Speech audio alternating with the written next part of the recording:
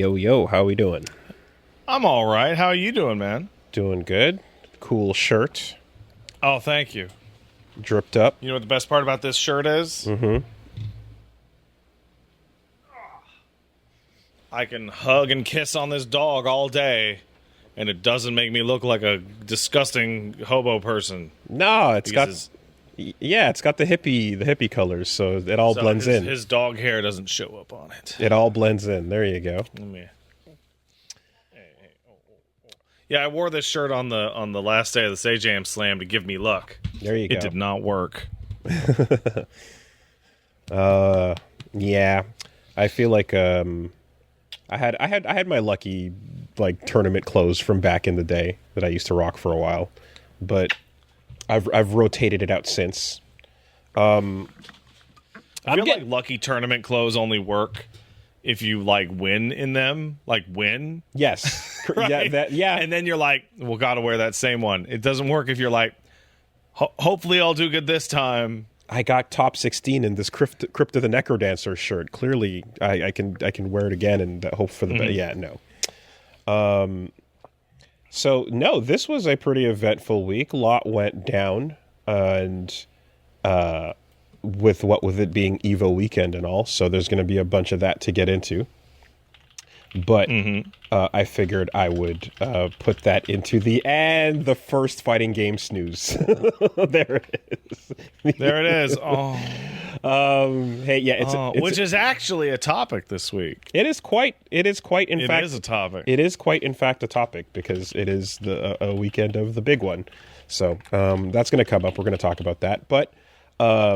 Before getting into that, since there's a whole bunch of it, I figured might as well get the non-Evo stuff out of the way. And that, for me, means I have, since I last talked about it, went back and spent a good amount of time with Mina the Hollower. Oh, yeah. And I have to say, I'm way in, and I really, really like it. And I'm super on board and appreciate what it's got going on. And I think just with time and with, kind of pushing through some of those early issues, it really smooths out the ride once you start getting those trinkets and kind of, get learning the ropes and stuff. I think I overall still do not really enjoy top view platforming. I realize that about myself in general. It's not my preferred method of classic, gaming. But with the amazing design of this game and everything it's got going on mechanically, it really does. Just tell me you found that fucking ladder. Oh, I got the ladder. Yeah. So we were talking last week or 2 weeks ago. More than about that, it. probably, but yeah. And in the back of my mind, I'm like, this is that pre-ladder discussion. This is that pre-ladder. I'm sitting there, and I was streaming the ladder process, and I'm like, surely I have gotten all the value I can get out of this ladder. And look over, and sure enough, no, there's more. There's more ladder for you. Wait, hold on a minute. Also, these headphones just broke. Oh, no. Sick. Are they working at all? Or can you hear me? I can only hear myself in the left ear. Oh, it was the cable. The cable came out. Oh, Jesus Christ. Oh, my God. It was my butt. My butt pulled it out. You got to give yourself some extra slack on that. It keeps happening. I warned you about the cable, bro. I warned you, dog. Yeah, well. I got it. Okay. No. I just blame my wife when this happens. Maybe I'm missing something, but with the ladder, I stole the ladder and I reached the treasure and a couple other things that I missed out. You can bring that ladder all the way to the coast. Oh, yes, I did that. Yes. Okay. Yes. You stole the ladder. I got the treasure that's just outside the area. It's right there. And then I brought... oh, cool. That was a fun puzzle. And then I brought the ladder down to the boat and then used it there. Yeah. And then to me, that was the end of the ladder. That is the end of the ladder. Okay. Mm-hmm. I did not even think to bring it down to the coast until someone said, hey, there's more. I'm like, well, there can't be more. That's crazy. So, kind of like Hollow Knight, the trinkets and their synergies is proving to be the funnest part of this game, and the real like build farming hours of like, okay, do you want to get a build that has a lot of plasma and a Heals really instantly. and you know and okay, cool, now do you have the slots for it? No, go get more slots, because you can get many slots for many trinkets that work well with each other. And I came across, so there's a couple of, you know, when you find one where you're like, oh, this is just permanently on me forever, right? Like you find Protospark, and Protospark is you die and you res once. Never put it on. Oh yeah, interesting. Okay, I put it on. To me, I'm like, nope, rocking that one, right? So my brain goes, well, instead of putting that on, I could put on one that helps me not die. Not die. Sure. I get that. I found myself in a lot of situations where I got bosses within like a couple swings of death range on the first try. So I went, no. I'm getting really close on my first shot. I just need a little bit of boost, a little juice. So that's where Protospark comes into handy for me. That stayed on. Then you find like the plasma jug, which is, it lets you build up plasma past the limit, way past, into a reserve. So I'm like, okay, that's nice, because plasma's how you heal. That's a really good mechanic. And then you start being able to combine that with like the counter vial, which you buy, and it's like the counter vial is if you start drinking to heal, within the opening frames of your drink, it becomes a deflect and counter attack. And I'm like, oh, you gave me a parry button on my heal button. You can combine that with the fast drink. Or, yeah, you can combine it with the fast drink, or you can combine it with the medallion, which is move while you drink, and also getting hit while you drink doesn't drain any plasma.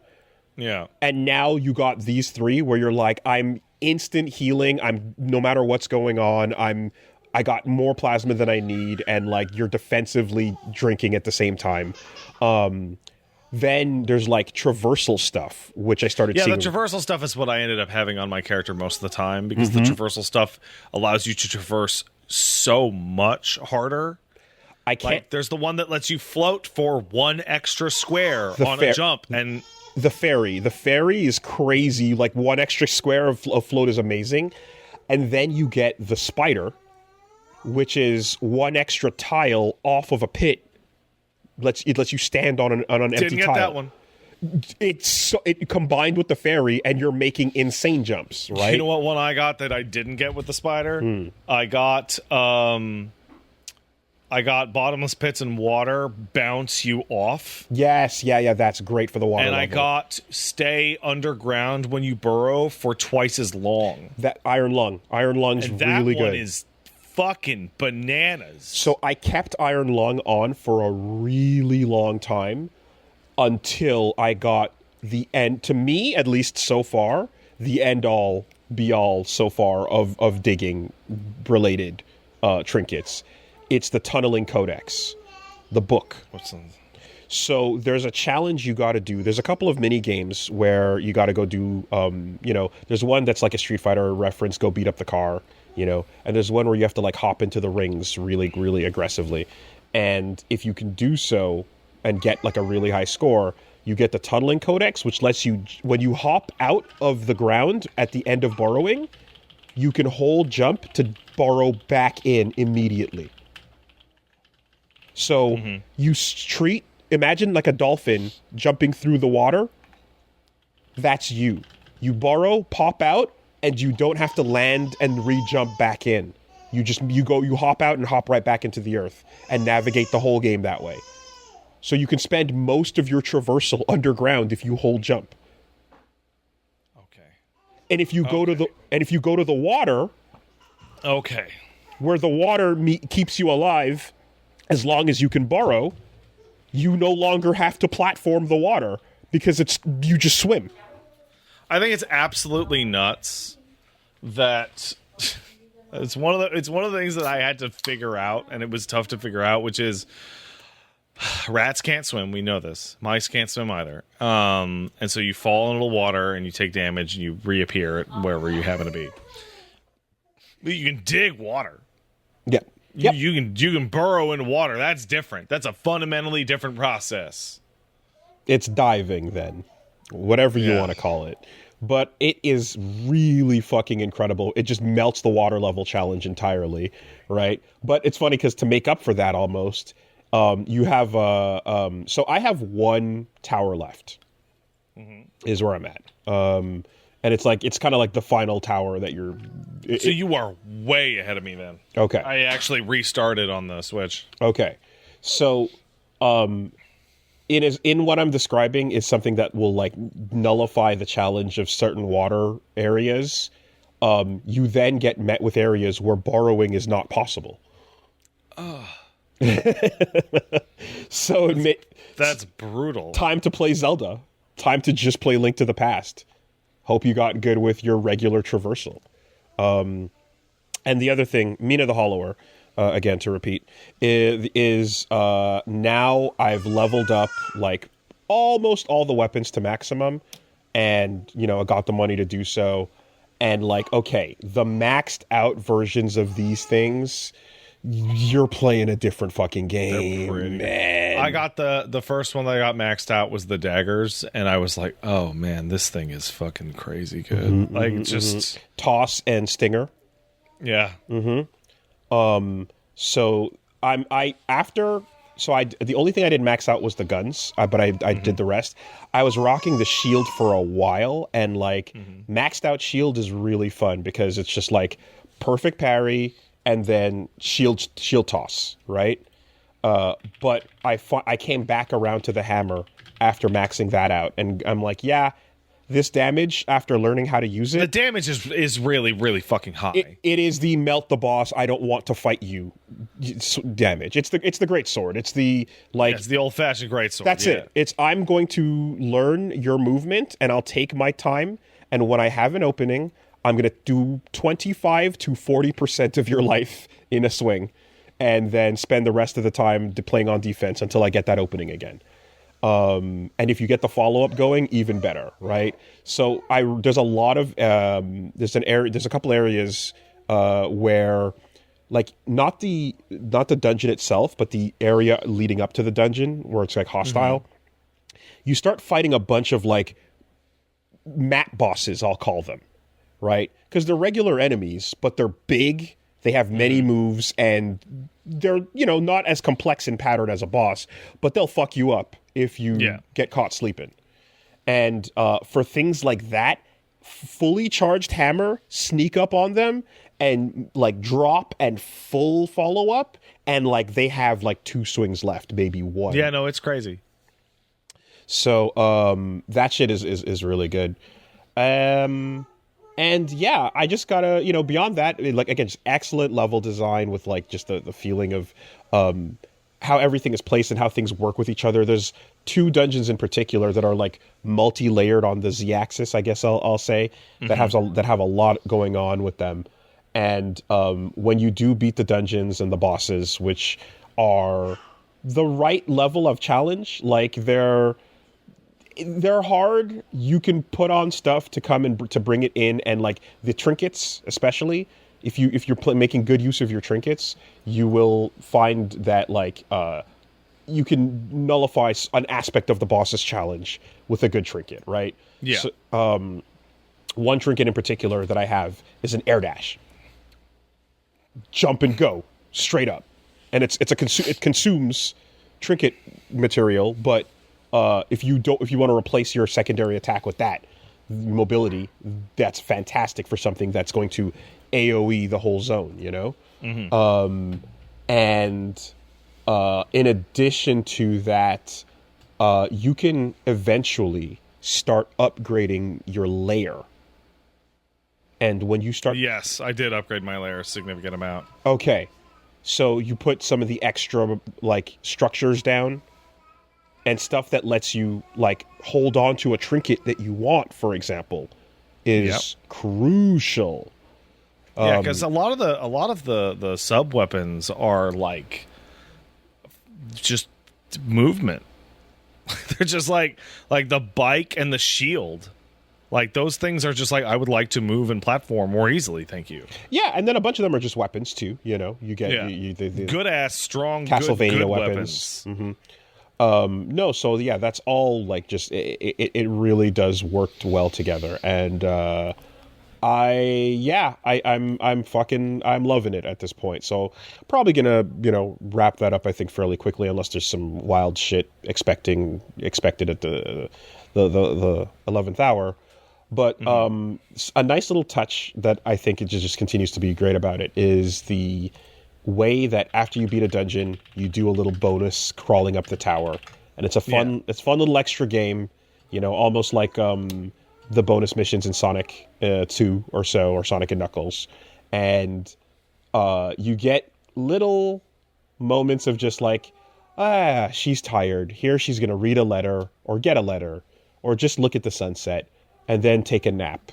And then these you had a big day. Yeah, Mina had a big day. Take a nap. It's a lot. It was a big one. You deserve it, Mina. So that's really nice. And it's also interesting too to be playing a game where like the characters already respect you, and you're like, oh no, you're super smart and super sick, and like you did a bunch of amazing stuff here, and like we just need you to stick around to keep being awesome and help us fix this problem.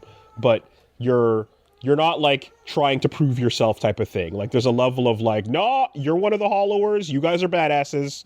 Do your thing. Anyway, so yeah, I will say that the game design ultimately overpowers the problems I was having with that in the end, and highly recommend Mina the Hollower. Super cool. I'll let you know once I'm done with it. Have you heard about the New Game Plus modifiers? No. So they really went like bananas on like giving this game replay value. So you notice that when you started the game, there was like a million different things you could change about the way the game functions. Yeah, difficulty to your taste. Difficulty is can be modified aggressively, but those all turn your chivos off or whatever, right? So New Game is called 0, like New Game Plus 0. New Game Plus is 1, 2, 3, 4, 5, 6, 7, and 8. All have different changes to them. Wow. That modify it. So is the game harder? Yes, maybe no. Is the game flipped on the y-axis? Yes, maybe no. Are there fewer underlabs or almost no underlabs? Maybe, yeah. And on top of that, are enemy stats inflated? Are your stats inflated? Or does it shuffle all the items and inventory around as well? Interesting. Okay, difficulty that changes the design. There's one New Game Plus modifier that when you start it, it goes, you will lose everything on your next New Game Plus round. Like the next New Game Plus round you start, you will be clean. You will have no weapons, you have no upgrades, you will have nothing. Okay. Interesting. They really, so by going through each route, there's a massive remix change or something. Yeah, that's super and so some of them are like, built in. You lose your items, and the world is flipped, and there's less underlabs, but the enemy stats aren't increased, but your level cap has increased. So it's harder, and you have to do it over, and it's mirrored, but you can get stronger. They're not all just raw difficulty increases. Like, they'll give you a good one to go along with some of the bad ones. So I feel like for me, well, okay, I'm not someone that does New Game Pluses really that much, but like, I feel like a lot of the time, if I want to go back and just sort of play my character and feel things out or so, the idea of losing it all again is like, that's a really bad one, because you're like, there's a bunch of arguments in every game that ever comes out that has New Game Plus about, this is a good New Game Plus, this is a bad New Game Plus. And it's always based around, well, what did you manage to keep with your character? Yeah, losing power sucks. I hate that. And I hate every time, a new Devil May Cry save needs to fucking buy, air hike again. You know what I mean? Like, I hate that shit. So, that's interesting. But if it makes up for it with other elements too, that could be really cool. Yeah. I mean, clearly they know what they're doing and they're putting a lot of thought into it. Like, this is again on the heels of all the things they did with Shovel Knight, you know. So, and I know there's probably crazy deep secrets that I haven't found yet, or some secret bosses, or you know what I mean. Like, there's got to be something. There's a secret sixth weapon. Oh. And I know that there are like ending slides and ending conditions that are super hidden. I can guess at least 2. Okay. But there's some stuff. Yeah. I only know of it tangentially because I haven't seen it myself. But I did see the sixth weapon, and it is a massive fucking pain in the ass to acquire. Interesting. Okay. Yeah. The traversal stuff. Like I said, once you start getting some of these trinkets and you apply the right ones, you turn some puzzles into like jokes. Oh yeah. Yeah, there is there is a puzzle that is based on like essentially almost like you're grabbing onto to holds that you get like 1 second before they break, right? So groundbreaking, type of puzzle where you just have to quickly, platform from one area to the other, and like falling resets your progress drastically, right? And once you get the float and or the spider and or the air dash, and you're just like, nah, I want to fly right now, actually, and I really don't want to do this. Yeah, I'll choose when I feel like grabbing that handheld. And the game clearly designs a whole lot for you to like, if you walk in this and you have to bounce in a certain way and float in a certain way, and and then you're just like, I'm coming into this with a jetpack. I can't be bothered, Very early on, I got the fairy as like my third trinket. Oh wow, you went early. Okay. Yeah, because it's hidden in that little tiny hole in the one of the starting areas, and I was just like, I could tell that like I was just like bypassing a lot of bullshit that like the game was like, how are you gonna get around? I'm gonna jump it. That's how I'm gonna get around. I'm just gonna jump over it because I can go a full extra fucking square. No, I got one trinket in particular that like I just saw what it did, and I haven't even explored it to the fullest, but just the possibility of what it can do, it makes me think this destroys the game. It must. I don't even want to fully. Maybe. I'm going to type it out. All right, let's see it. Ooh, it's like that. You get. Oh yeah, I heard about that. Yeah, no, that's ruinous. That's crazy. Right? That's absolutely fucking bananas. You're just like, well, I don't know how you design a game around that. What is the challenge now? Yeah. So anyway, very very cool. So that's Mina the Hollower. Beyond that, we are finally out of the big top and fully into Farewell Big Turnabout, the last trial of Phoenix Wright 2. And yeah, great start so far. And then the drama picks up and everything is rolling. And not much to say yet because we're not done. But like it's a great case. I really enjoy what's happening, and I really enjoy that in particular, like the final case, what appears to be the final boss of Phoenix Wright 2 after the most Animaniacs ass clown shoes literal bullshit is, okay, Phoenix, your greatest trial yet, a normal human being. A real person. A non-cartoon person sitting on the stand. What do?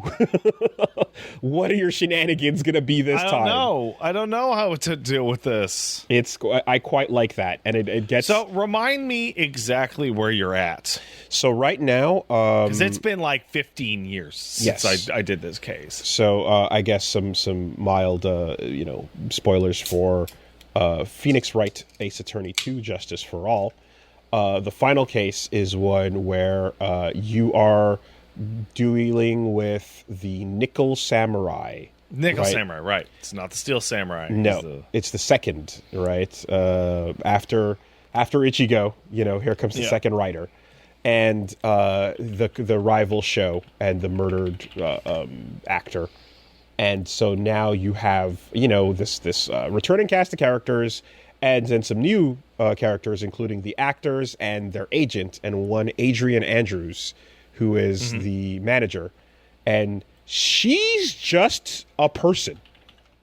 And she's just a person you've got to talk to. And you've got to figure out what she knows and what she did and what she didn't do and what's going on the stand. In the meanwhile, dealing with the stakes of Maya being missing. It's a good agent. Yeah. And I just kind of find it like it's refreshing to just be like, yeah, here you go. There's no fucking like wacky doodle sound effects coming off of the stand. It's not a parrot. You know what I mean? It's not someone whose hair is doing Yu-Gi-Oh shit with lightning bolts dropping in. There's no one dragon installing on the stand. It's just a person sitting there kind of nervous, and you've got to see through what they've got going on. And it's the hardest task Phoenix has ever had to tackle.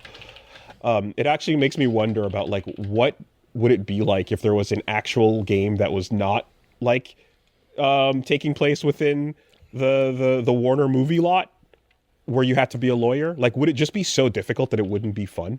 I think there's a game called Tyrion Cuthbert, which is it's exactly Phoenix Wright, but it's angels and demons and shit like that instead of clowns. Okay, because you've also got Danganronpa, which is further towards clowns, and then I would say every character in Danganronpa is a clown. Every single one. And then, if that's not enough for you, you've also got Harvey Birdman, Attorney at Law, in which you are putting literal cartoon characters on the stand. Yeah. So it's all like Phoenix Wright or even more goofy. But all that being said, yeah, that boy Edgeworth though. He's a pretty good rival. He's pretty good. He's a pretty good rival. You start to get little bits and pieces of like, yeah, this guy could carry his own couple of games. And I'm also like, I'm raising my eyebrows real sharp at Franziska von Karma, who from the outset I was like, I've known about the whip lady that comes in to replace Edgeworth, and I've known that there's this other prosecutor. But there's just something about, I guess, like, I don't know if the future has people change and they come back, and I could see something where perhaps they learn or, whatever. If she's a particular character design that's, strong enough to bring back, I can see that happening. But right now, as of the present moment, she's making some morally not dubious, but like completely unethical, insane evil things. Well, it's all about winning, man. That's it. And like you give, like, Edgeworth plays that at first in the first game, and then you kind of get the full story out of things, and ultimately you're looking at it going, ooh, you're a good person, but you fucking stretch it. So like I always had the stretch it. I always had the feeling in my chest that Edgeworth like legitimately believed that everybody who ended up in front of him was guilty, and that he was doing a good job by putting them, in jail, victory at any cost. I didn't get that from the Karmas at all. I got the fact that the reality of the world was inconsequential to that win record. And furthermore, if you defeat me in court, then it means that your client was not guilty then. There was a level of like, then prove it. prove it with the law, prove it with the evidence, prove it with the court. Now, but granted, I'm going to just cheat and like forge evidence and shit, but like still. And the thing is that like this is also a thing where it's like, no, your mentality is fine, but the problem here is that the system is clearly corrupt, and the whole game is designed to remind you in every single case how fucked and shitty the system is, with a judge that's inept, with a constantly updated bullshit that's out to get you, hostile. I think like so. Police. I mean, we talked about it before, but like Ace Attorney is maybe one of the greatest political games of all time. Once you realize that the Japanese judiciary system is actually super crazy, and you move on to that, and once you mentally absorb that, there's always the part at the very beginning of every case that really just slams it home as hard as it possible. Hey, can I talk to my client? No. And, hey, can I see the evidence? Piss off. Go fuck yourself. Yeah. We're going to jump scare you in court, and you're going to have to react to that shit. Oh, fuck. This is going to be hard. Even weirder when your client is, like, not being helpful, in many ways or whatever. But one of the things that's really clear about it is, like, when someone like Old Bag shows up, and that I can feel the Shu Takumi moment of, there are people in society like this that just actively show up. They're haters by nature, haters for life, stink meaners, the hateocracy. They're old fuckers that they're here to shit on everything, and they can probably get you killed, and then they go back to living their normal lives, and there's no consequences for it. And you have to find justice in the midst of that somehow. Overcome this bullshit. Overcome the gossipy old fucking hag. There's nothing you can do about it. Like, did you see a gun, Wendy? Did you? I saw what I wanted to see, and also I'm all about the now. How dare you hold me to account for the things that I previously said? Who keeps bringing up the past? What an asshole. Wendy Oldbag might be like the single most recurring character in like the whole series. God. Like, I forget which one it was, but she showed up at one point, like a couple games from now, and I was like, God damn it. I'm like screaming on when she's on the stand. I'm actively I'm screaming it's the most infuriating thing ever. And yes, of course, the judge that is literally inept, that cannot do a thing, and also is against you, is actively out to get you. Well, you know what you're doing, Wooly/Nick? You're making this case take a really long time, and that's annoying. We could have just banged this shit out in a day, and we'd all have a little break. But no, we're going to go all 3 days. We talked about it last game, but just the fact that the hungry judge effect is a thing, and they actively bribe him with sushi at one point, and he's like, you got fatty rolls. Ooh. And anyway, solid so far. Very, very good. I'm shocked there's never like a crash out from like Nick or Apollo or Athena that it's like, this guy again? Are you fuck? Can we get a different judge for fuck's sake? Well, that's kind of why I'm really curious about the Great Ace Attorney, because I'm curious to see. Yeah, it's totally separate from everything. I'm curious to see how much the formula is different, but also I bet it's not different at all, or whatever like interpretations turn into. But there's things where it's like, what I like in this case, someone actually says, I'm pleading the fifth. Yeah. And I don't know what the Japanese equivalent of that is, but that's clearly a reference to America. And when you go back to Great Ace Attorney times, what the fuck does that even turn into? Are we not in an era where everything is the equivalent of a military tribunal? Anyways, let's see. Article 38 of the Constitution of Japan: no person is forced to testify against themselves. Okay. So Article 38 of the Japanese new constitution post-war is patterned after the Fifth Amendment. That was an easy translation. Doesn't quite have the same ring as FIF. Fifth. Yeah, but I bet it hits better in Japanese. In Japanese, they're not going FIFTH. I'm going with the Chappelle. 1, 2, 3, 4, 5th. I plead the 5th. Anyways, what character was that? Was that? That's when he's he's not being R. Kelly, but he's being like a rapper that like is guilty on the stand. That wasn't part of the Diddy skits. I don't think he was Diddy in that. I think it was just being a rapper. Should have been part of the. But there was the other skit where he puts his hands up and squirts pee out and goes, and that's from the heart. You know, so like there's quite a few of them. But anyway, plead the 5th. Yeah, and then beyond that, hey, I mean, FF14 is going. Mm-hmm. Nice to do a dungeon and see what that's like.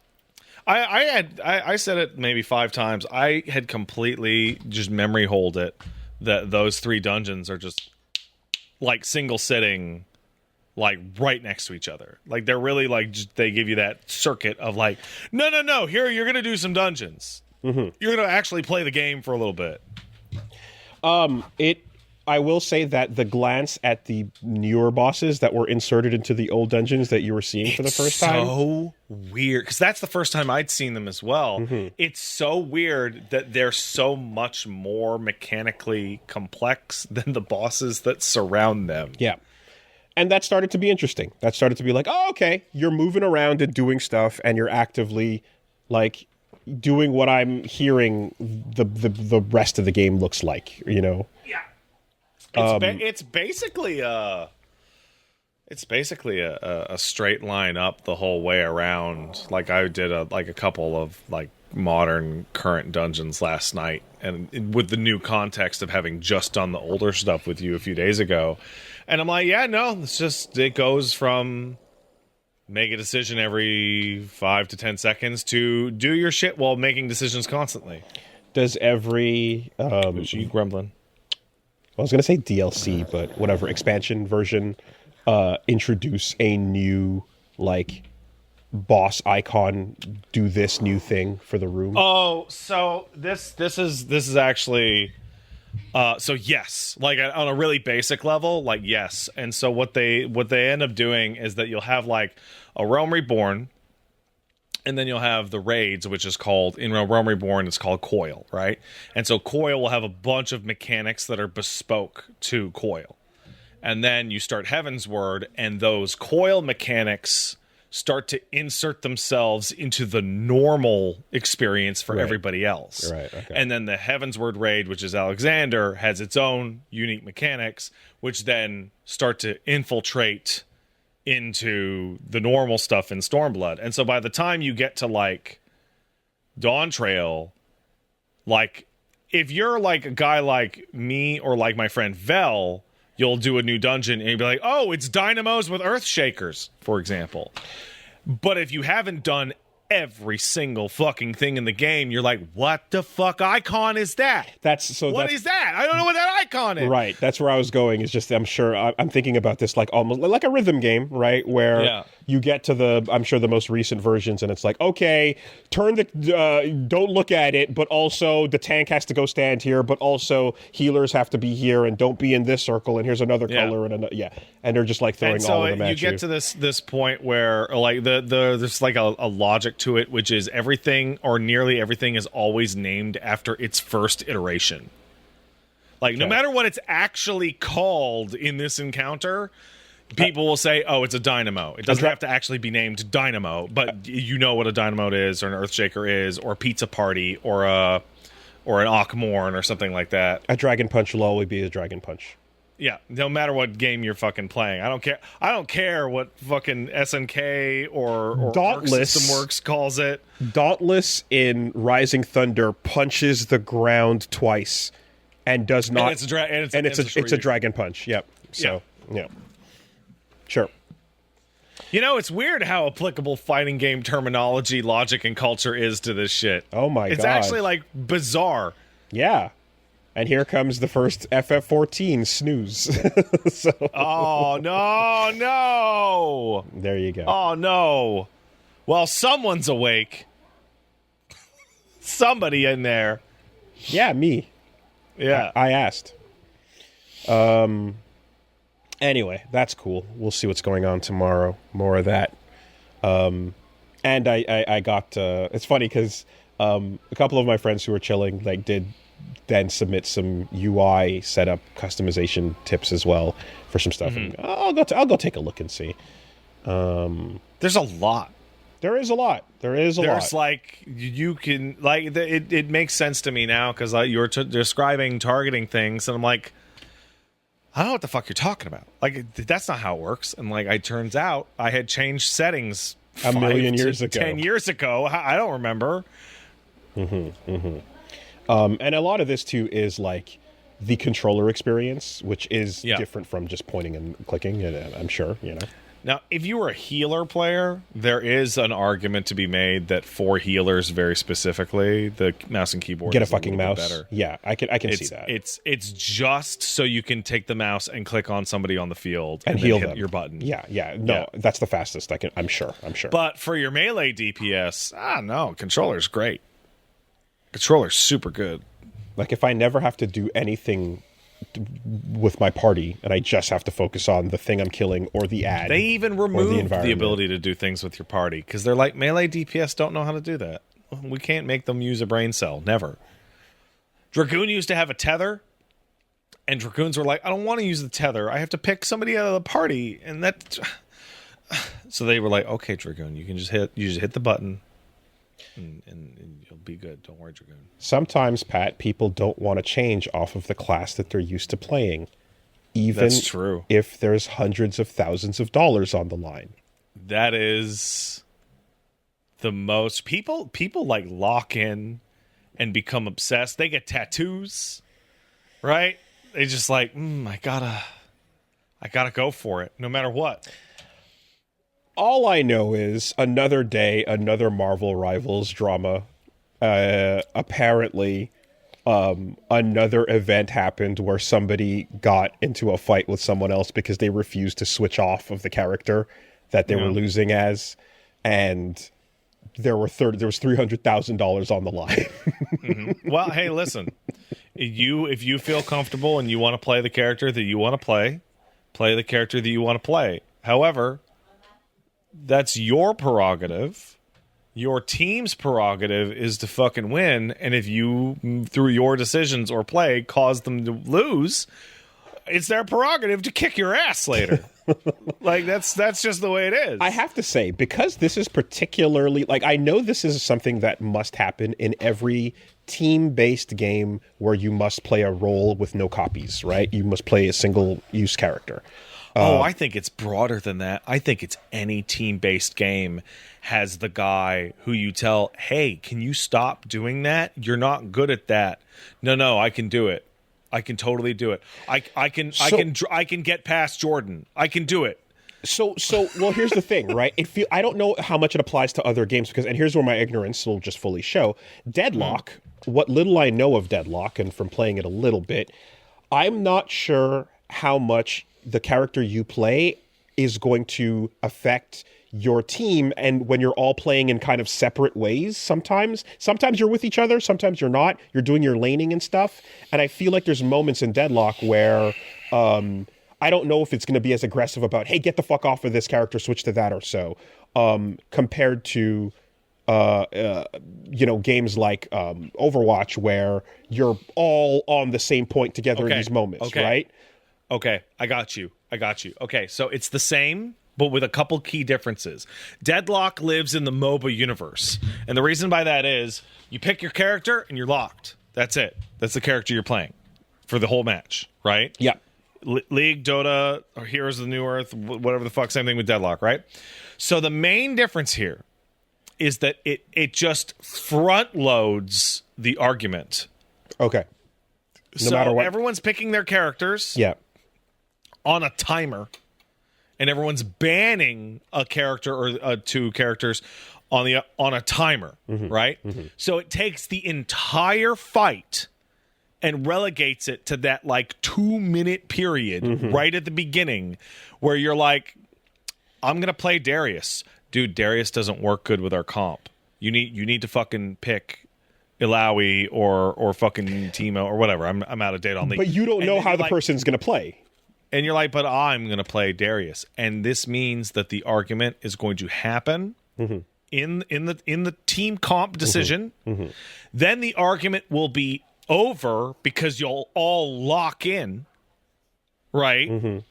And this leads to only one remaining outcome, which is blame. Yes, sure. And that blame stays constant. Can start before the match has actually started. Yeah. Because the moments I'm familiar with are certainly the Overwatch and Rival style. Get the fuck off of Moon Knight. I can play a better Moon Knight. You're not doing it. Get like you're just throwing, right? And a not uncommon scenario in any one of these is for you to pick the character you think is cool and then go, okay, I'm going to go get the enemy and walk down a lane. And unknown to you, you've picked the wrong character and you've walked down the wrong lane. Now, is this because you don't know any better? No, it's because you're a piece of shit who wants to ruin everybody's day. That's why. You motherfucking bitch. So, like, when I say that MOBAs feel like they were cooked up in a lab to make people go crazy, this is the shit that I'm talking about. Like, the lock-in on character for, like, a 40-minute game makes people go crazy. Yeah. And look, I've had moments where I have expressed to the team that I'm like, look, I'm not a great healer, but if no one else is going to do it and you all are just stuck here, then I'll take Jeff and I'll do my best, but you're not going to get great heals from me. Because I'm not a great healer. I'll do it if no one else is fucking doing it, though. Mediocre heals is probably significantly better than nothing. That's what I'm saying. I'll take the hit, but don't expect much, you know? So all this to say, when I see a story like this where it gets toxic in a influencer tournament and you know, people won't switch off and whatever, and there's of course there's different levels of influencers like fame you know, on the teams because they're all mixed and matched. So for some people the prize matters way more than others, right? Yeah. For some people it's just like, oh, who cares, whatever, it's just another paycheck. And for some it's like, this is a humongous opportunity, please please let me, you know, help here and please let's win. So what I kind of wonder about with these types of things is there a way, or should there be a way for the game to have essentially, because this is a bad look on the main stage from Marvel Rivals for this to constantly be happening, is there a way to have a, like, coin flip in the middle of the match level? Like, I want to switch to this character, you won't switch off or whatever. Is there something we can do to go like, okay, we'll both just flip a coin to see who gets it, and then one person takes over if you don't want to. Absolutely not. So there's no way. So it just has to be first come, first serve, and if I sit on it, too bad. That's the only way to do it. Well, okay, let me okay, listen. We're 2 quarters in. Mm-hmm. Coach, make him stop hogging the ball.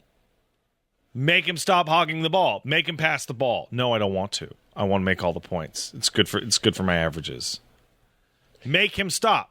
The only thing the coach can actually do to make somebody stop hogging the puck, hog the ball, is bench him. But we're talking about a game where you have a team of people that can vote. Yeah. So a majority of the team can agree to something and force it to happen. Or at the very least, put the opportunity up. So here's the problem. You can't fucking make someone do what they don't want to do. No, you cannot. You cannot make any... act, right? Yes, and so that's where... the only option and it's distracting as fuck to have to deal with a vote inside the system while you're playing the game trying to win the point, right? That's the least of your worries when you you know, but I'm kind of just wondering, like, in a situation like this where this sucks that it keeps happening with Marvel Rivals, and again, it looks terrible. And people get properly chewed out after the fact, but I kind of wonder if the game implemented a system where the team could go, yeah, you know what? Actually, I vote that we should see, like, switch off healer or whatever the case is, and then the dispute is handled, and the blame will continue, right?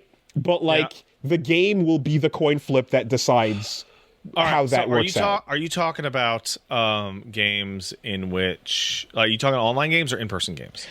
I'm talking about like playing a specific... Okay, let's talk about the Marvel Rivals in this context, in a tournament, on a team of 6.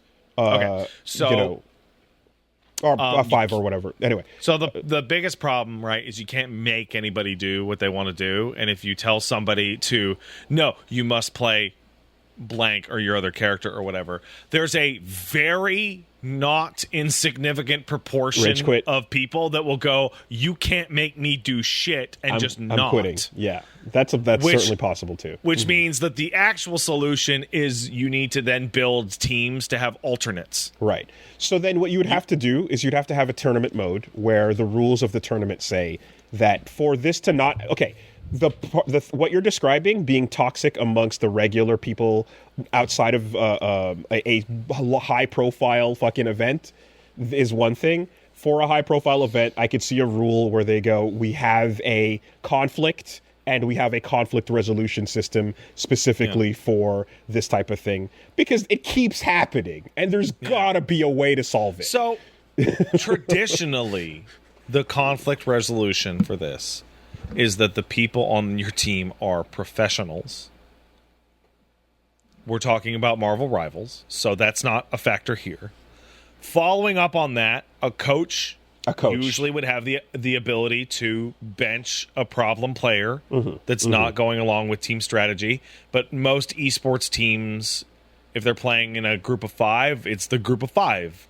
If they're playing in a group of 6, it's the group of 6. They don't really... There isn't like a whole benching alternate like culture. Yeah, and if you're doing it, and if you're an organized esports team, then you've certainly worked all this out. But I guess the high profile things where you're looking at a gathering of, again, people that are put together based on, you know, the like as an influencer tournament goes, they're not necessarily going to have gelled synergy.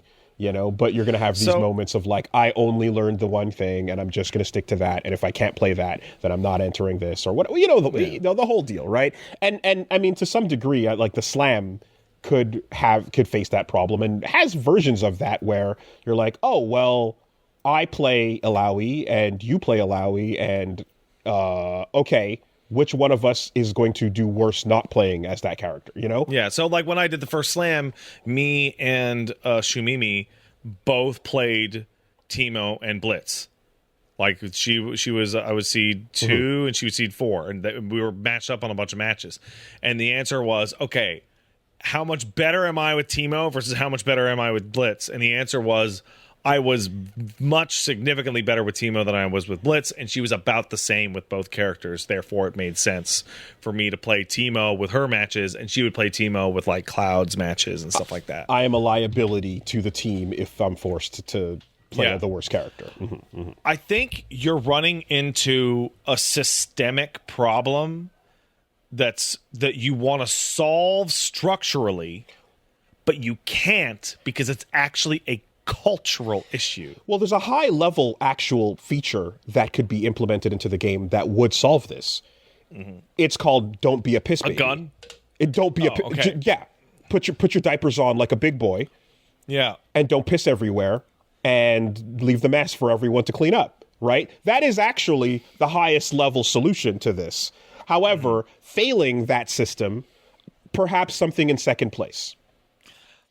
Because piss baby with a gun appears to be an unfortunate bug occurring at every high profile tournament. I would say piss baby with a gun is a bug appearing at all levels of society. As designed.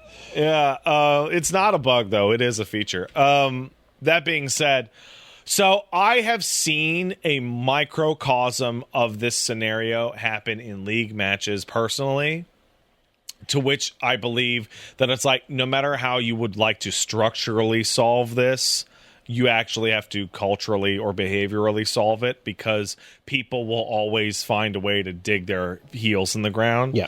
So in League, when you queue up, you choose preferences for your role. Yeah. You don't lock in on your role, you choose a preference. And so I would choose top and jungler, right? Those are the two roles that I'm going to try and learn, and those are the ones that I feel more comfortable playing. And then it would matchmake you, and then it would toss you into a fucking room, and it'd be like, "Congrats, Pat! You have been assigned support. You are bottom." And I'm like, "You are power bottom." Right? And Yes. I'm like, "Okay, I'll grab Thresh or whoever, right? And I'll do my best, right?" But I would load in to matches in which I'm like, I'm going to play top, and I got top. And then as soon as you load in, a guy starts crashing out and says, "Give top." And I'm like, no. First of all, no. No, sir. Sir. We're just shortening the all right, There's yeah. no time. There's no time. Can't get no prepositions going, can't get it. No, Okay. All right. Give top Give now. give top. Give top. Yeah. Give it. Now. And I'm like, I don't want to. And the solution to that is that I pick Darius or whoever, right? And then they also pick a character that's top. Yeah. And then you And have then the they stare down. go into the top lane with me. And say, "Get the fuck out of my lane," as the whole room just starts to scream at them. And then they just either stop moving or just intentionally feed. Like, you can't make people if they're gonna. And so, like, the actual solution to this is a management solution, which is don't include people on your team who are negative team players regardless of their skill, because their poor team synergy will harm everyone else. Like, this is a workplace thing too. Like, if you have the top performer at your office who is such an asshole that all the new hires quit, it's a net you're loss. losing exactly. You're losing at the end. I think that you're looking at something too where there's moments where you can have rules that are not in the system or in the game, but do apply to a professional's context. So this is something that can also be a discussion with everyone going into the event, going, "Hey, if you have a conflict over which character to play, don't be a fucking asshole about it while you're playing on the team," which is, I mean, tall order for some people, unfortunately. Maybe this situation should have been discussed and solved before the critical moment. But there's rules where you'll have things like, okay, if you want to change stages or seats or sides at an Evo, for example, and you can't agree, both players on what's what, then the judge comes in and they make the call on that. Or there's a and they kind of worked through, these are all the types of conflicts we've had between players before outside of the match itself playing out. And this is where a ref will come in and do the thing or whatever. So gumming into the rules of a public high-profile tournament like this, there should be stuff to make this shit not happen, because it just is crazy every time it does. That being said, I've also been in games in which, like, someone makes a bad play and a team member just goes, "You did that on fucking purpose, you piece of shit," and then he also sabotages it. Like you cannot, you like everything about MOBA and MOBA adjacent, like are like perfectly designed by some kind of evil robot to, like, activate the most petty, toxic elements of certain people's brains. You lock in, you're stuck here, everybody else has to play perfectly. There's a snowballing factor, right? Like, if you snowball in like a MOBA with statistical increases, it can be bad. But even in Rivals, I've played games of Rivals where, like, there's no way we could ever crawl this back. We're being pushed all the way back to the fucking spawn. How am I supposed to make a play when I can only exit out of these two doors? So I know we said we'd talk about it later, but this lines up too perfectly. Speaking of influencers, toxic gaming culture, and taking the game seriously, how about that Tyler 1 versus Ludwig match? Did you hear about it? What a great It lines up what a great perfectly. Match. So I don't care about the match. Yeah, that's not what matters at all. Immaterial. Would not have talked about it at all. Yeah. However, the way that it played out, the storyline outside of the event itself, infinitely fascinating. Anytime there's a first to 10 of some kind or whatever it is with there's arcs to this. So the big overall thing, I talked about the Daigo versus Mena Kemono Michi Beast's Path the other day. This is the furthest possible thing from that, where they had a show match at EVO between Tyler 1 and Ludwig. And this was like if you're not familiar by any case, these are big boys. Yes, these are big streamers, big known YouTube streaming everything people, big following, etc. Not particularly fighting game forward, but they've been invited to do a show match first to 10 between in Street Fighter 6. And the way this has been, like, going up to this, there was definitely a feeling of like, okay, this is a big thing on stage that they're doing. It feels like you're grabbing people just based on their follow count more than on like how much they give a fuck. Obviously are about the game, and that's not a good feeling. So why would we give a shit about this, right? Very, very reasonable, understandable, thing going into that, and it ended up being something where. Up until the last moment, what was happening with it was, so Tyler 1 was playing, grinding it out on stream a lot, playing a ton of ranked matches, playing Guile, jumping on, and just playing, hours and hours, until he eventually got to High Master, which is above the first level of getting to Master rank in Street Fighter 6. So usually that's like, oh, you know what you're doing. That's a pretty respectable position to land in, right? And people saw that and were kind of like, holy shit, from the other day, just watching him play the first time to like getting to that point, that's nuts, huh? Congratulations. And in the meantime, there was like people who were like supposed to be coaching or giving Ludwig like advice or tips or whatever were like, please boot the game up, please, for the love of God. Like, and it seems like he has not been paying attention and ignoring it or whatever. And you're like, okay, yeah, this is what you get when you just, you pick people that don't really care about the thing going into it. It's a bit of how, admittedly, when we're talking about like the genius of like how the slam is set up, where you have multiple days to like you have a first day to fuck up and realize, oh wait, I give a shit, and then come back in and like fix those mistakes, right? But with the master rank. With the high master rank stuff with Tyler, it turns out that was achieved by one and dunning everyone who beat him and blocking aggressively them or characters he did not want to fight against, thus creating a really skewed ranked path of people who I can beat or who I'm getting points off of, not the actual general population playing the game. Right? And people were bringing up Modern as a part of that. And Modern isn't relevant because there are Japanese players that take Modern up to Legend. That doesn't matter. But the idea of, there was the part about like, okay, he's playing it one straight way and didn't want to learn, many combos besides like the auto combos and stuff. But ultimately, by blocking everybody and like leaving all the matches where a challenge was presented, you have this thing where like you get a number out of this that tells you, hey, you're this level, this is what this means, that's your validation. But what does it actually mean when it comes to your understanding of facing opponents and what the game is and what challenge looks like? Great heel shit. I really have to say, it's excellent A+ heel behavior. Like for dramatic purposes and emotional through line, like, oh wow, that's actually super great. And so I think prior to that, there was one like leaked stream where like it was like, oh, it was revealed that Ludwig would be playing JP. So then Tyler went and grinded against him in that matchup or so. And then, long story short, he showed up on the day and said, no, I'm not playing that, nor am I playing Honda, a previous character I was seen playing as.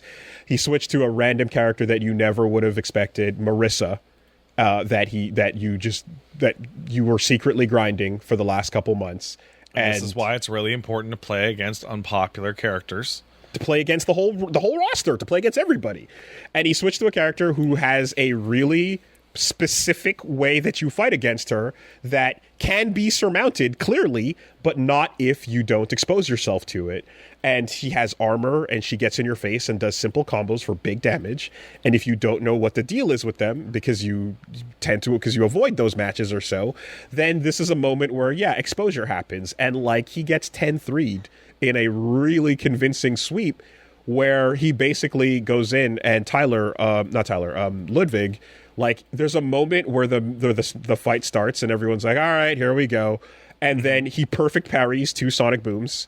And then he does a basic combo, gets a corner carry, and then does a safe jump setup, which then leads to a wake up situation that Tyler doesn't know what to do, because he's like, I don't know how to deal with it. And then Ludwig does cross ups on him that work every time, and he just does some very simple but well structured game plan implementation with this character that Tyler would otherwise just not facing. And that's the difference between your numerical ranking that you made on points artificially and and just practicing. That's it, and you're kind of like looking as well at the difference between, like, Guile is a really annoying character to fight. He's very strong. He's very good defensively, and you can for them, because everyone has to play around him setting the pace by shooting sonic booms and flash kicking you can autopilot your way through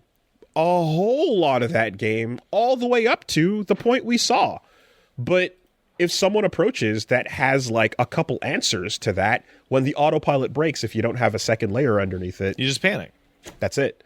And I saw people kind of going like, hold on a minute, what the fuck? Is Marissa like a really strong matchup against Guile? Like, can she stop him? No, Marissa's a really strong matchup against Tyler, who doesn't know what the fuck is going on in the match. Marissa is not a good matchup against Guile, but it is against a one-dimensional Guile that it is. Because if I walk up to you and do an armored move while you sonic boom me, and then you don't do anything about it and I punch you'll die. You'll just continue to die. Yeah, you have to change to plan B, So it was quite just an interesting, like, look at this clash of philosophies that played out over this otherwise this show match that was going to be ignored, and here's the result of it, Yeah, you should probably, I'm not going to tell, look, I don't pay your sub, so you want a one and done and do whatever? Okay, sure. That is versatile, isn't it? It sure is. It sure is.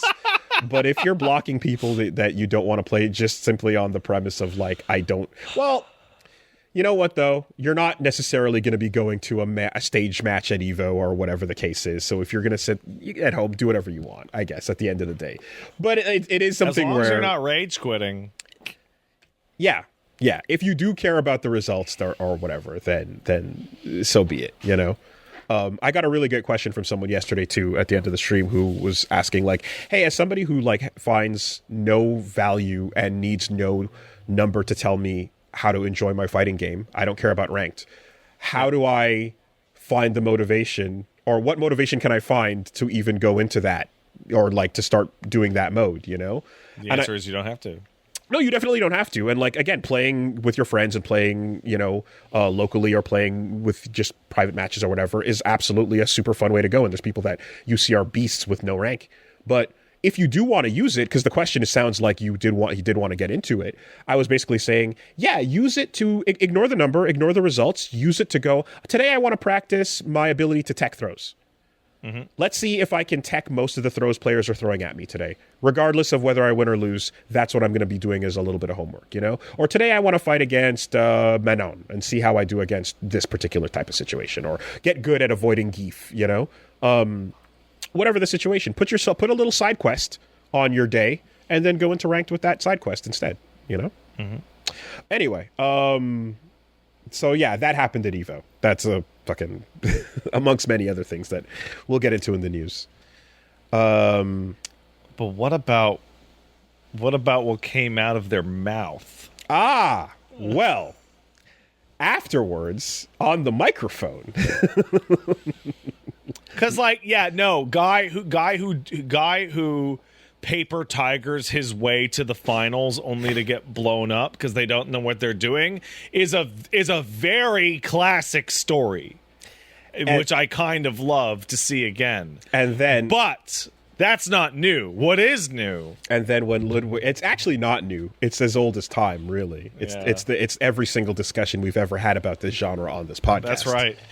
When Ludwig was asked about, like, practicing and training, and I forgot the exact context of the exact question that Rob TV asked, but he basically went like, why weren't you streaming, practicing and playing the game? And like, why'd you all do all this labbing in secret or so? And like, besides keeping the knowledge from Tyler for the matchup surprise, which is very useful, he said, yeah, I didn't stream fighting games because I like viewers. And it's like that on the main stage at Evo. That statement. Okay, it's like, okay, true. On the stage at Evo. Yeah. So okay, I'm actually right there with you. Is this an objectively true statement? Absolutely. I can go into like my metrics analysis and look at like what my channel, like me and you do fighting games. Like, we have been known to love fighting games, talk about fighting games on this show and on our shows all the time. And I can go into my channel, for example, and like look at how this, that does to random bullshit. And like, yeah, fighting games are niche. Mm-hmm. They're very intensely beloved by those who love them, but it is niche. But in front of everybody at the show? And the very reasonable thing that people were mad about was the idea that, like, you were paid to be here at this event. That's crazy, right? That's insanely disrespectful. And it's like, true though it may be. Oh, very true. Like, fuck, man. Objectively accurate. Fuck, And then I saw some people coming back and going, yeah, but the fact that it was so, like, they talked shit and talked, like, at one point he's, like, talking about how other genres have you fighting against people called Adolf Hitler, and, like, but here in the FGC... That's true. But here in the FGC, you get to meet them live in person, and you'd be like, oh, you're actually a pretty alright person. Good games. Or whatever the fuck versus other genres, But the people were saying the fact that it was, like, not so buttoned up and that the event had them talking shit in this raw way and they're being real about it is what made it more entertaining than if it were this hyper... clean and whatever event. I get that too. It's just that statement. Yes, it's true, but holy shit! Like, so I will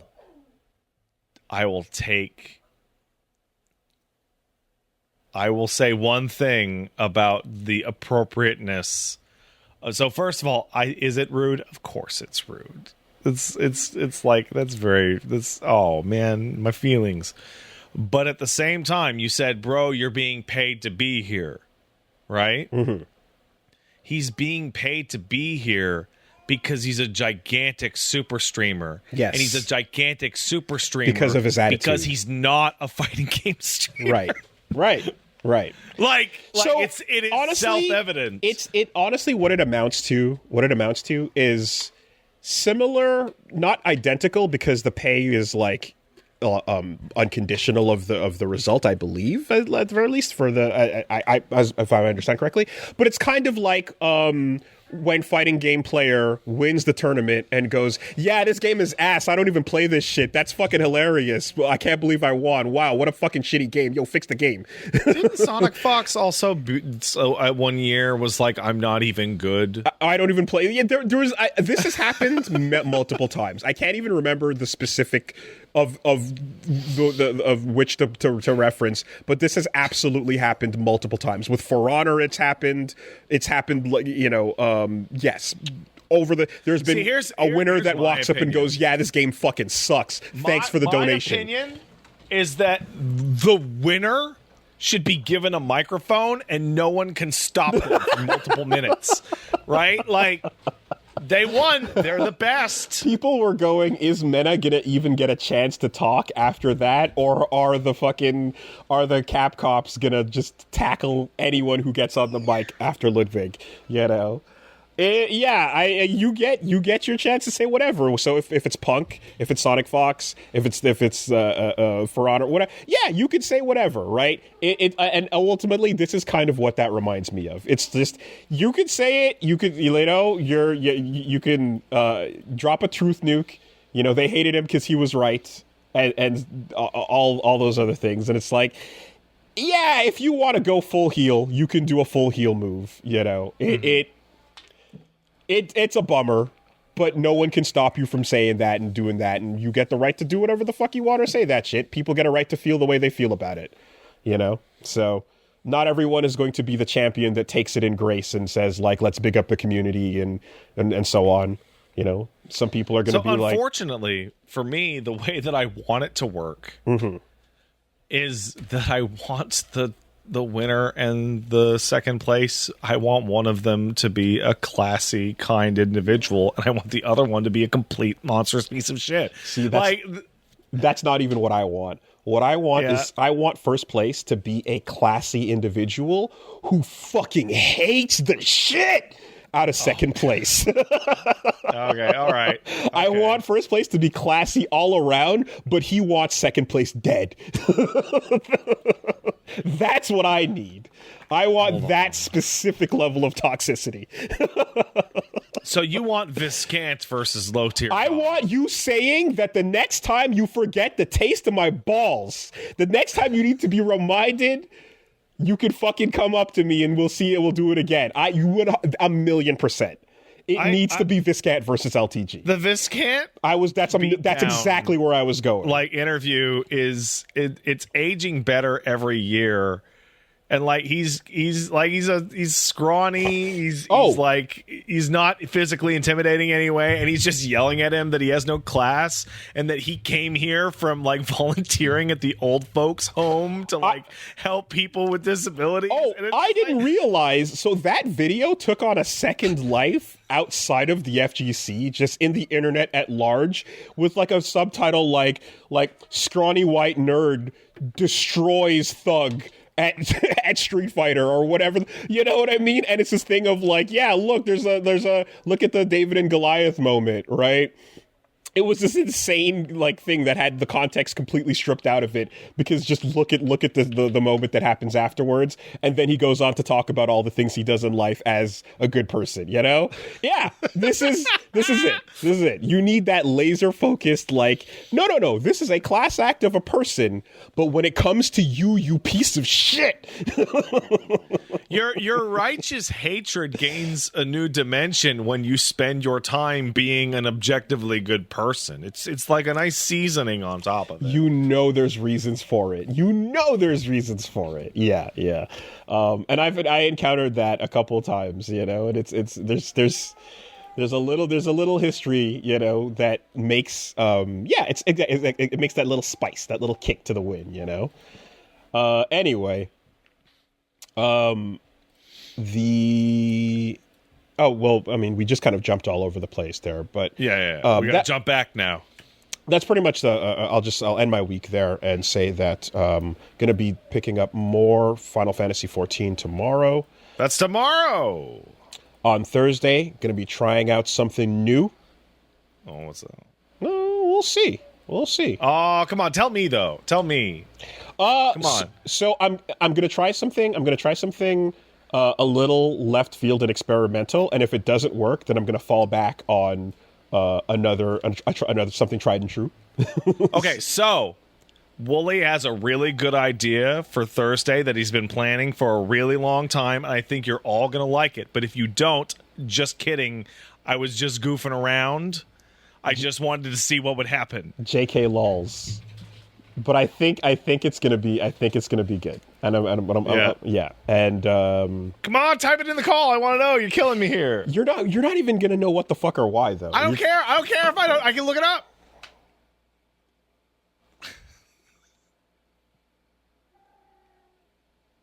Oh wow, you're right. I don't know what that is. Exactly. Right. Oh, okay. And if that doesn't work, then we're gonna do something. We're doing something. We're doing something tried and true. All right. All right. Perfect. Yeah. And if it doesn't work, I'll try to make it work and bring it back around another time. So we'll see. Anyways, that is all going to be coming up, as well as Get to Fighting Games on Saturday. So that's Wooly Versus on Twitch and on YouTube.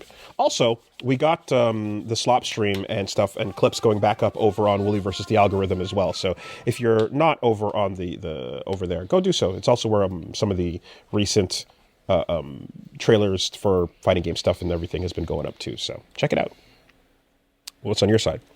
Oh, what's on my side? That's a great question. So I guess I'll try and go into like a sequential order, which I have to look at my own thing. I've been playing Pragmata. Hey, Pragmata is excellent. I find Pragmata a strange game to talk about because it's really normal. It's so normal. It's just because it's okay. I was talking about this on stream.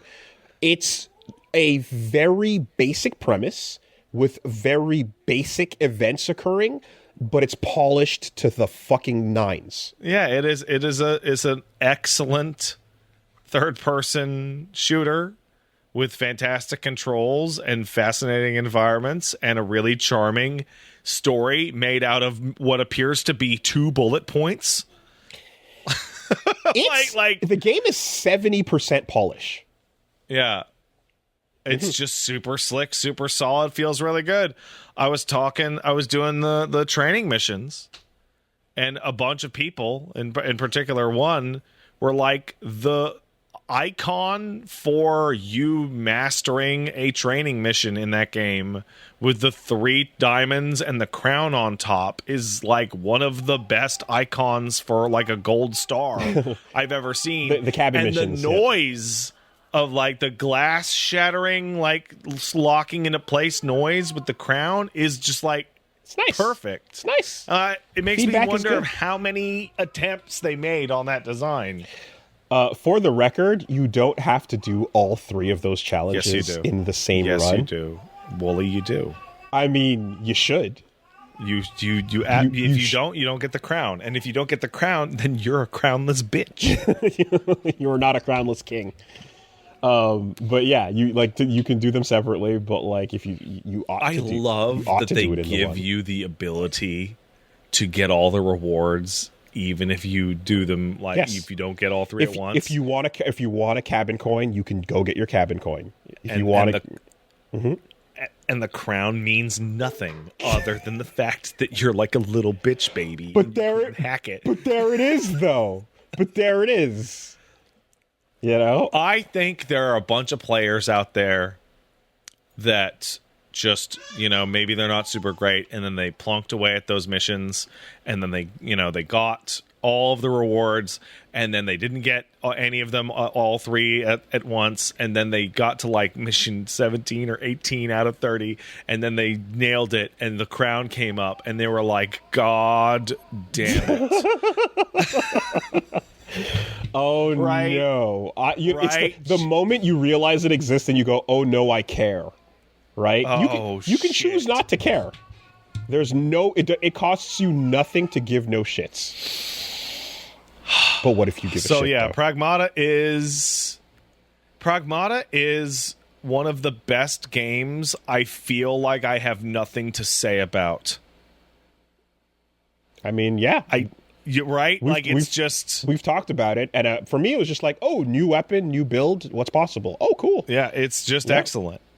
Something that's not one of the best games ever that I definitely have many things to say about is that I did a 24-hour stream for Pride on Friday, and I played through the entirety of all 5 episodes of Life is Strange.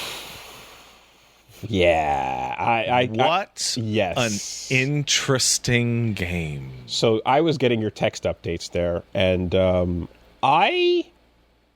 it's been way too long since I've played it, but there are a couple of standout points, and one of the ones you addressed is the strongest, I think, takeaway most people had. This game is 10 years old now. Mm-hmm. I'm well aware that the remaster just came out, and I know that because I picked it up on Steam for like $10. I'm going to talk in some various detail about large-scale events in the Life is Strange chapters 1, 2, 3, 4, 5, Life is Strange 1, because I have to. There's no way around it. Number 1, Chloe Price. Yes. First of all, before I get into this any further, the best thing about Chloe Price is a fantastic performance by Ashley Birch. I think Ash does a great job voicing the character as written of Chloe Price. Chloe is like the worst, most awful character I have ever... So first of all, Chloe's well realized. I've met Chloe. Mm-hmm. I am... My brother reminds me of Chloe. Like, anybody goes... here's the stories I tell about my brother, and like, hey, go play fucking Life is Strange and make him a girl and dye his hair blue. Jimmy before Jimmy. Jimmy before Jimmy. Jimmy before Jimmy. She is the worst. She is the worst. You have to care about her. The game, you can't run away from her. So I had like a breakdown at one point where I was like, okay, stop. I have played many, I would say nearly all of the large scale narrative choose your own adventure games. Right? The Walking Deads, the Telltale Likes, the Quantic Dreams, etc. And I keep running into a highly specific problem, which is I hate this character more than I ever think I could hate a fictional character, but the story and the camera are just like, no. You love them. It's just, you got to struggle through. I remember going through Beyond Two Souls. Hey, you can fix them. I remember going through Beyond Two Souls with you guys, and just like that fuck ass CIA guy that the game wants you to end up with, and just like every button just couldn't get away from him fast enough. Right? I went way out of my way to stop Chloe Price in every scenario, like every. So I've never more disagreed with a character in my life. Every time I could fight them and sabotage them, I did. So I have, again, so much of the game is lost in my brain at this point, but I remember maybe like 10 bullet points strongly of feelings I have, right? And one of them... because I'm curious to know if there was a specific moment, because there is a moment. There was a vitally specific moment. There's the moment where it's like, remember too, this is also me looking at a character. I'm like, the aesthetics are all like, I love a character that looks like that. Got the cool toque. She's cool. She looks cool. Rocker good girl, fun. Foul mouth, all that shit. Just fun, whatever. And then putting up with the shit she does. What was the moment? I'm curious if it's the same one. So I'll preface it a little bit because it's it's not too far in. But so Chloe is like an abrasive bitch, and I can gel with that, as as we all know. I still went Vizzy. Remember, I still went Vizzy. Yeah. Right. Yeah. And so one of the things that can happen here is that my turning point might not have even occurred for you. Right? Okay. Because it's events can play out differently. Sure. So we go to her house after she rescues me from a beatdown on the parking lot from some shithead. And hey, darling, I love you. Love wife forever. I love my first wife page. I love her so much.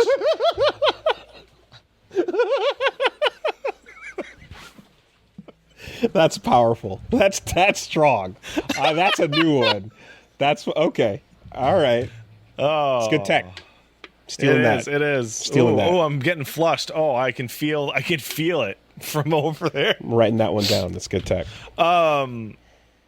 Anyway, so we're at her place, and what's she doing? She's listening to music, and she's smoking the reefer and being a bad girl, right? And her and Max are catching up and whatnot, and Chloe's narc-ass stepfather comes home.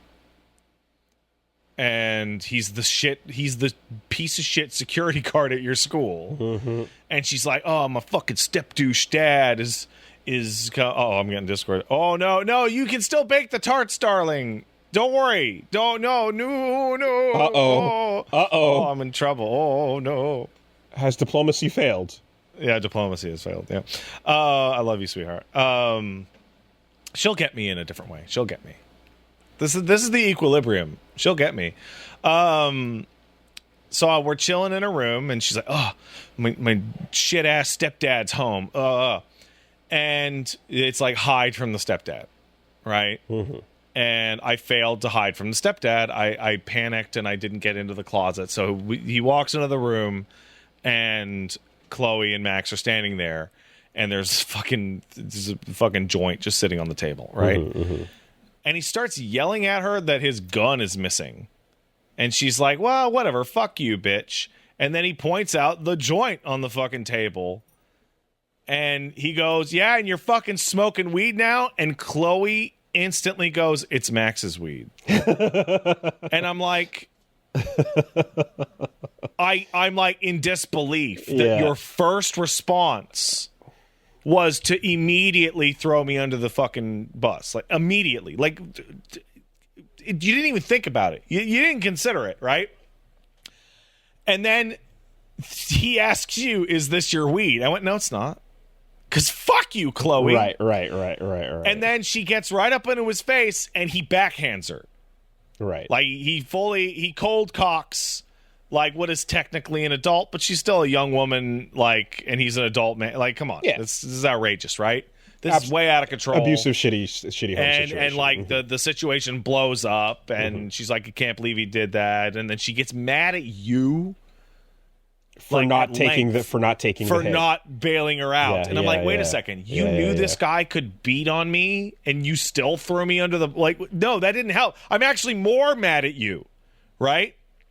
And so you go down, and you do some back and forth and whatnot, and you take a look at his gun cabinet. And his gun cabinet is, in fact, missing a gun, but it's not broken into. It's just a gun is missing. And then you go to the junkyard, and she's complaining about how he hit her. And she's like, yeah, so I did take his gun. You want to shoot some stuff? And I'm like, oh, my God, he was right to hit you. It's great. That's it. You're insane. And if I'm not mistaken... I should kick your ass right now. Like, there is a level... with Chloe, from what I remember, there's a level of, like...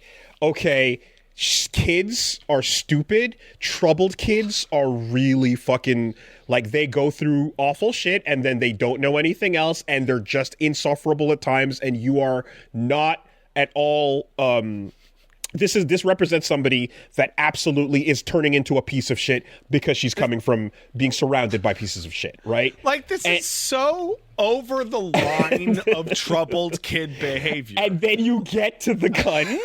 And if I'm not mistaken, because what I remember is holy shit gun into train tracks combo.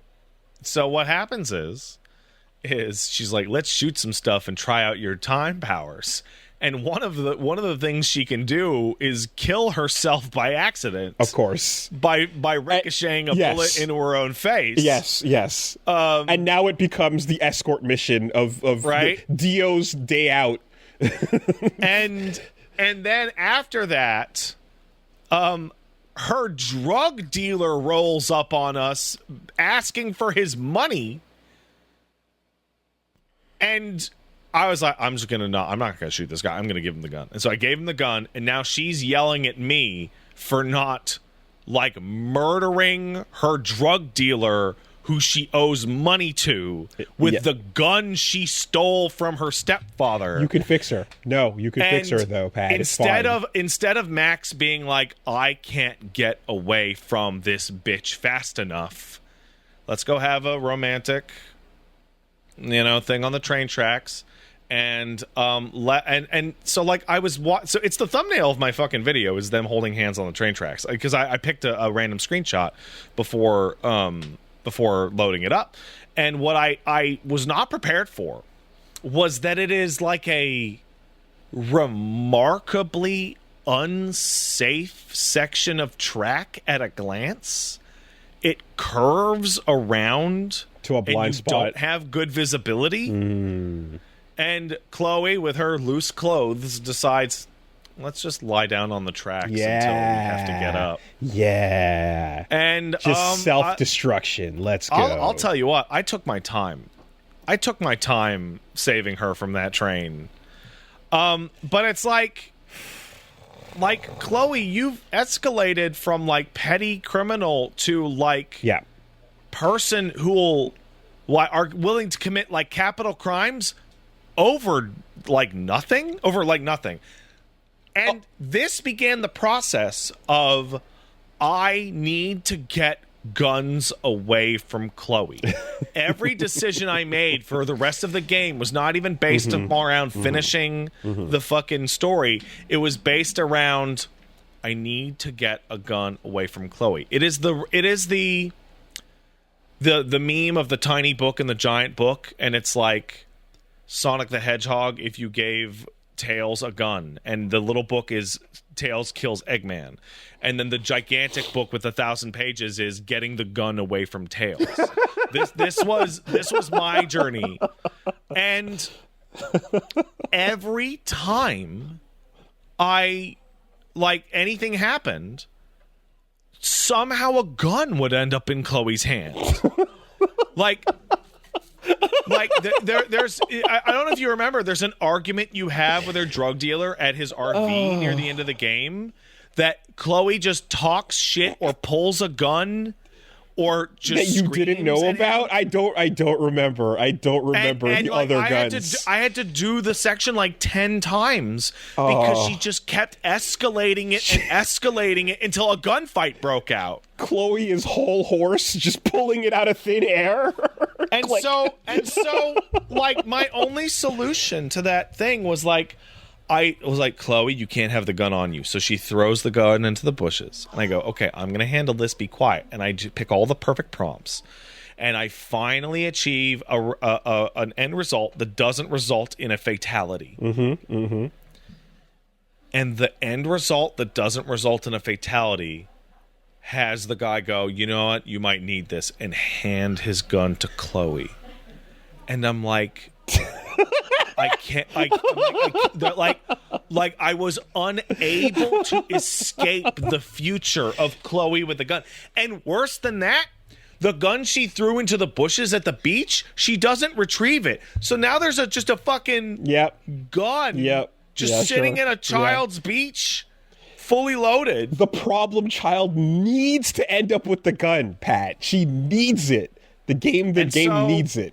I feel like what I'm remembering just emotionally is that like you have that, there's a ramp up of like, this is your troubled friend, right? And your troubled friend, again, from a shitty situation where you feel sorry for the shit she's going through, and you kind of ditched her. You know, you didn't write, you didn't keep in touch. And she's basically just like struggling through life, you know? And of course she's acting out because this is, it's textbook, right? And you hit these bullet points really quick, and the level of toxic you're describing you hit with Chloe is one where it's like everything that your friendship has been, or whatever the game has been up to this point, doesn't matter, because you are now in a situation where continuing to be friends with this person is hastening your death. Yeah, no. Simply. Hanging out with Chloe is an active risk to my life, just walking down the street. That's it, right? Time powers or not, this is somebody who, being around them as you continue to choose to be around them, is a risk to your life. You know, never mind the background plot going on with the shit you have to solve and the people you have to save, you know? And the whole thing of just, like, pushing through the friendship despite the fact that this is somebody that... I'm like, how did you... I don't know what the stats ended up being at the end of, like, those chapters for people going pro or anti-Chloe, but, like... 50-50. Oh my god, I get the thought of just like, nah, she's messed up, but I know some fucked up people, and you gotta support them, you gotta work through it, and yeah, that idea... I knew some fucked up people, and I fixed that by changing that no into new. Past tense. Like, the Jimmy attitude on a teenage girl that's like an alt chick with cool hair. Yeah. And an attitude, you know? And it's like, uh-oh, are you still going to feel the same way about Yimby, you know? So, you know, I'm going through it, and it's maybe the only one of these games that I can really feel that they were, like, responding to criticism, because the characters start to, like, change. Like, when I sit down and play all 5 of them back to back to back, like, touching in some cases... I can see, like, characters, like, changed off camera when I wasn't looking at them. Like, Warren goes from a guy that if I was having this drink and I would leave the room like this with my fucking hand on my drink. Don't leave your drink open around Warren. Oh, did you appreciate Reddit showing up in the game? Bro, right? And I'm like, he goes, hey, girl, free hugs. And I'm like... I have to say, as somebody who people have watched me, I play insanely defensive whenever I'm playing as a girl in any game I LP or whatever. Yeah, absolutely. Right, we've got smart. And we've done that with Aya Brea. We've done that all over the place, left and right. Yeah, I tend to do the same thing. It's very interesting. Yeah, as a reflection of our personality. Well, but it's also because it's like you got to be worthy. You got to be worthy, you know, and you got to wait for it. And like, if you are worthy, then yeah, all right, you know. But if you're fucking Karth or a variant thereof, get the fuck out of here, you know?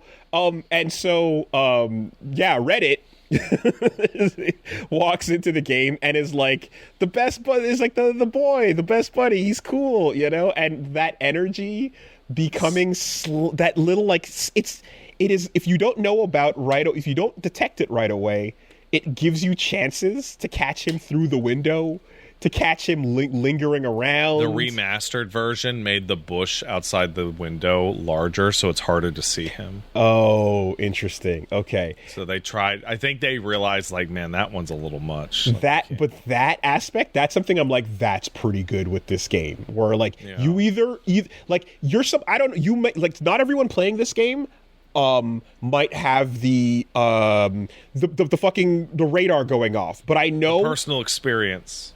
I know women playing this game that are like immediately clocking that dude, get the fuck away from me. Yeah. Don't trust that vibe. Never trust that vibe. Let's go to the drive-in again. It's only an hour there and an hour back. Come on, like, fuck off. And it's a nice test to see if a dude did you feel it? Did any sensors go off? Or you're like, what? He's just a nerdy kid. He's fine, you know. Yeah. So, like, fucking Reddit, man. I got to the end of the 3rd chapter. Mm-hmm. Where Max's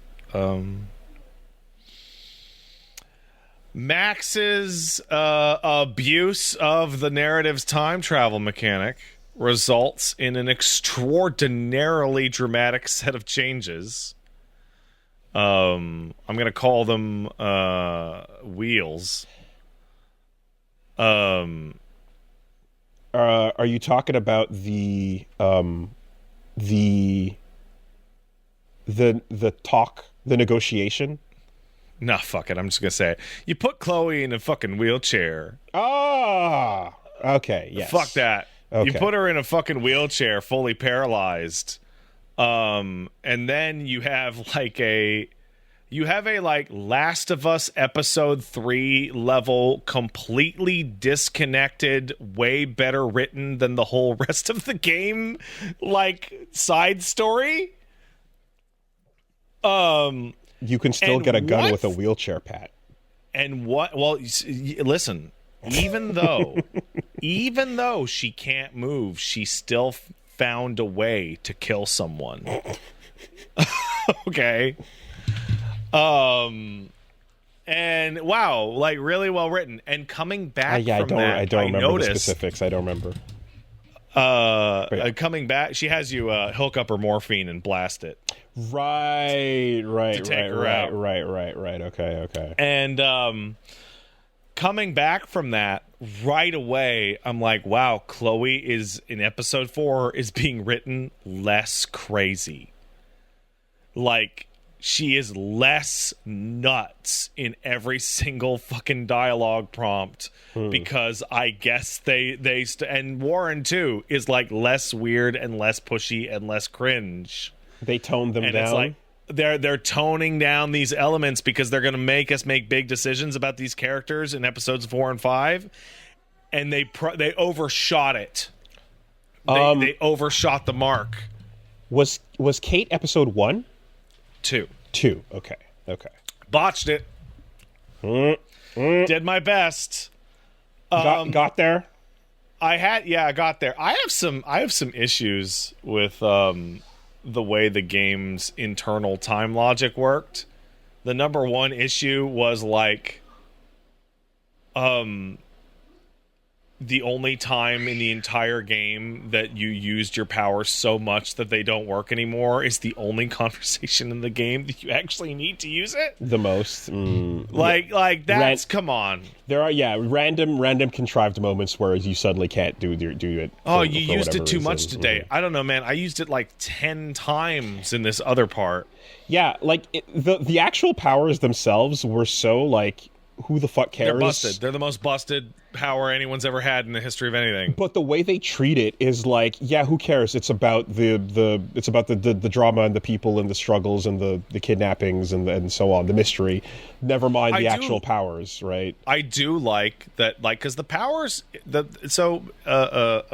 Max's powers are time stop, time reversal for multiple minutes, teleport to flashpoints in time and change things, and in one instance stop time and move around for like 15 minutes fully, like Jotaro and Dio wish, or jump into hypothetical timelines or whatever, like right? Crazy. But because you're a child, no, they're not a master of their stand, so they're not super great at it. But then you face this thing with it where it's like, okay, well, you're playing a character. Anytime you're playing a character in a game that does this, in a video game setting, like, you fucking up and the player rewinding or reloading your save is still the character going through their timeline. But when the character themselves is manipulating time and people and seeing what they say and do to game the exact answer out of them, how sincere can they really be? Not really. Like, I remember Persona did that with Persona 3. All the S-links in Persona 3 that get you the most points are not what you actually think. They're what you think the person you're talking to wants to hear. And then that portrays the main character in a certain way. So when it comes down to it, one of the bullet points I do remember is that final one. That final choice? Or final decision, yes. Yeah, so that's what I was about to talk about next. Tough choice, man. Super hard decision. Very, very interesting that the first 2 episodes are pretty weak, and the 3rd and 4th episodes are extremely strong, and the 5th episode's good. Like, super uneven. Like, really, really uneven, like, quality across the board. But then you get to Bay versus Bay. And this is the only thing I could remember from you talking about Life is Strange, was that you fucking got bamboozled or fucked with or hated Bay versus Bay in the portrayal of the ending. That's all I can remember. And that it was save the town or save the girl. And that was it. Yes, that was it. That was your choice. Mm-hmm. So I'm going to talk about the ending. The ending is, flatly, you can either save Arcadia Bay or you can save Chloe Price. So this is already a complicated decision for me. And the reason why it's a complicated decision for me is because the portrayal in the game is actually really unclear. Step 1 is, I hate Chloe Price and actually have taken steps to kill her in every possible permutation that I have. That's Max correct. disagrees. That's correct. Max wants to save her, but I need her to go. Yes. However, on the flip side, Chloe is telling me not to save her. Right, and right, fuck you. right. She's saying, "Let me go." Yeah. Okay, Right? okay. So now I'm trapped. Oh no, a devil's bargain. Do I want to save everyone, or do I want to spite this bitch? Make so her it's tough, real right? mad by saving her. Like, do I want to kill her parents? Right? Like, and on top of that, there's a tertiary aspect, which is the game is like the reason for the big environmental disturbances and disaster is because of your abuse of time travel.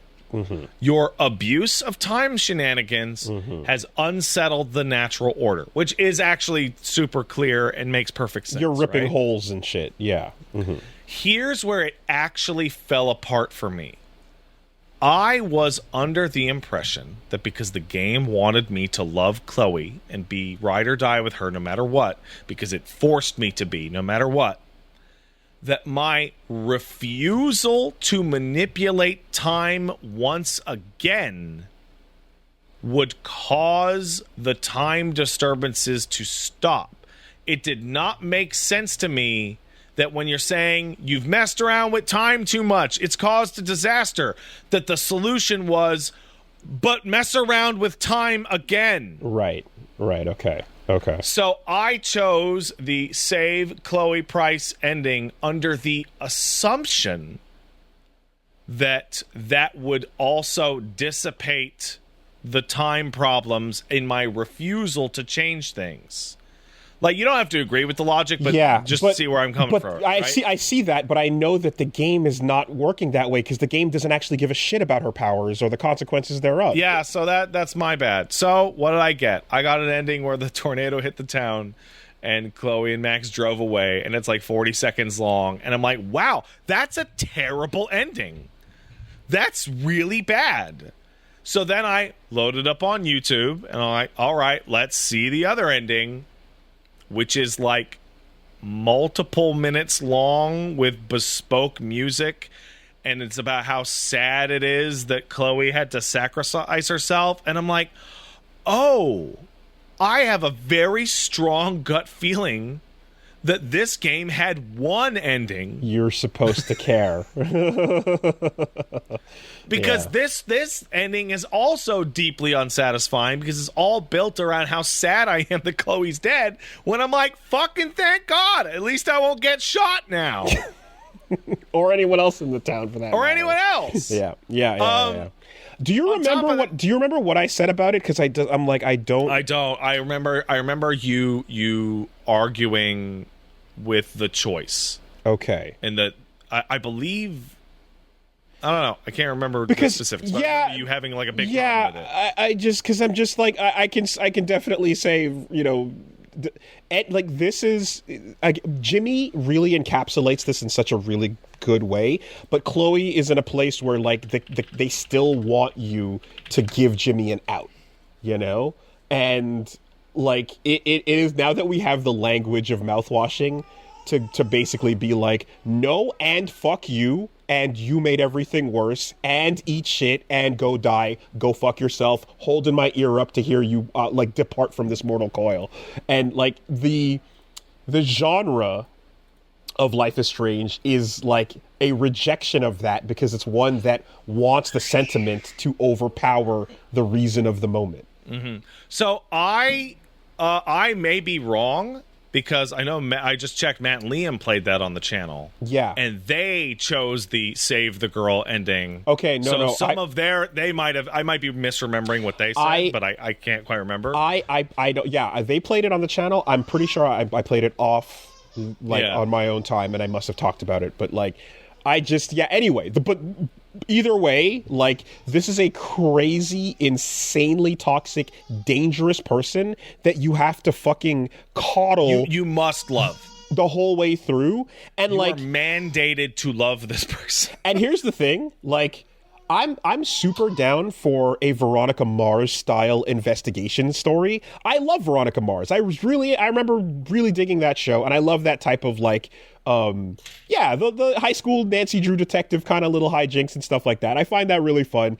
Putting it in Portlandia, sure, why not? And then all the little bits and pieces about, like, you know, getting to the bottom of fucking creep ass teacher and shitty, like, here's Reddit and here comes fucking 4chan and here comes all the other assholes, right? And and there's rage faces painted on the sides of the fucking buildings. It's like years and years and years after they were appropriate. And if I'm not mistaken too, like there's the sequel stuff where it's like, no, both endings somehow happened or whatever, right? Some people gave me like a breakdown of how much of a mess the series gets, including games in which all the writers get fired because it was so bad. It's like, I don't know about it's all I know is they found a way to just make it like both or neither or whatever. Yeah. But that's kind of the thing, is like, Chloe is such a fucking piece of shit that it distracts from this otherwise, you know, it's like, again, your Veronica Mars adventure. You know? So that's my other big problem with the game, and you've done this in the past, so you know my pain, and you're playing through Phoenix right now, so you definitely know my pain, which is I think in episode 1 I said, am I really going to be chasing this mystery for 5 more episodes when I am 100% certain I know who it is within 10 minutes of starting the game? Oh, yeah. And chat was like, yeah, you are. Like, you absolutely are. And I'm like, wow, that's going to get really frustrating. And sure enough, it was really, really frustrating. That's a fast catch. Second one of meeting the problem, I was like, it's them. Okay. Good shit. And that obviously changes the way you're going to interact with your teenage Scooby-Doo murder mystery, where I'm like, well, all of you are asking the wrong questions. We're investigating the wrong places. You know, like, and I guess I'm just along for the ride.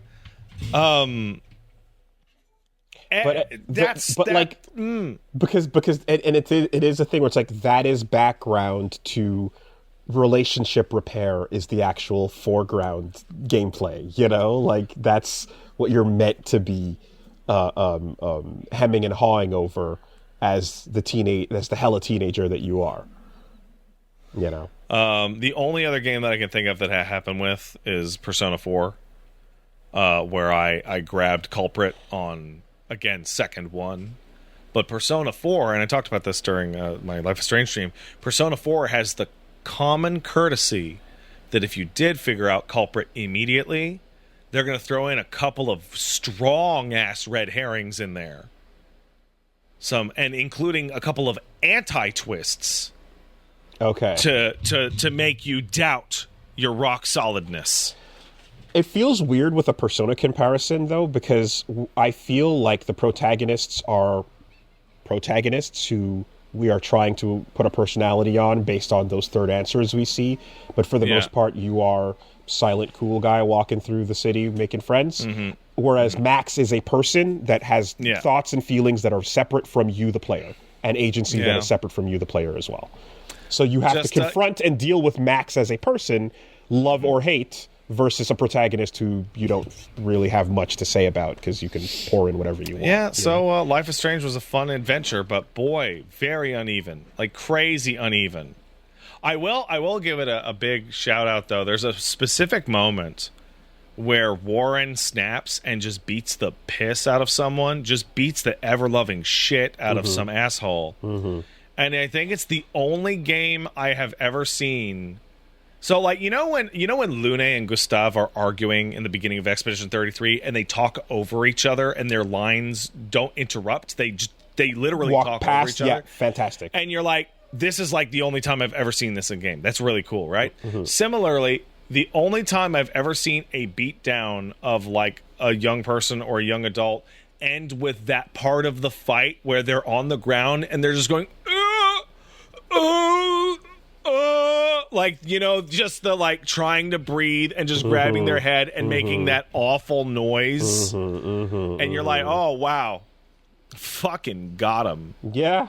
Like somebody who worked on that game got into some teenage scraps, because that is exactly what that looks like.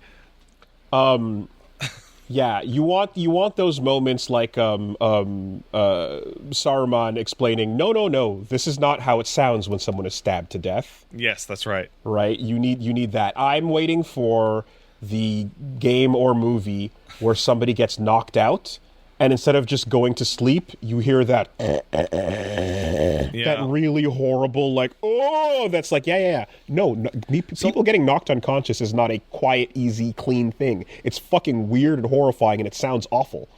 I would like a game that, and I can't think of any that have ever done it, because games do cuts very badly. I would like to do the game in which I see somebody in a scuffle or some kind of conflict with their fists, and they got piped by a pipe or a bat or something, and it just cuts to them getting off the ground in a new location. Like, it doesn't fade out. Yeah, they don't hit the ground. Teleport. It's just an instantaneous teleport, because that's what that feels when you fall fucking unconscious. Yeah. You just pop into your new place. That's good. Weird game. Expected it to be gayer.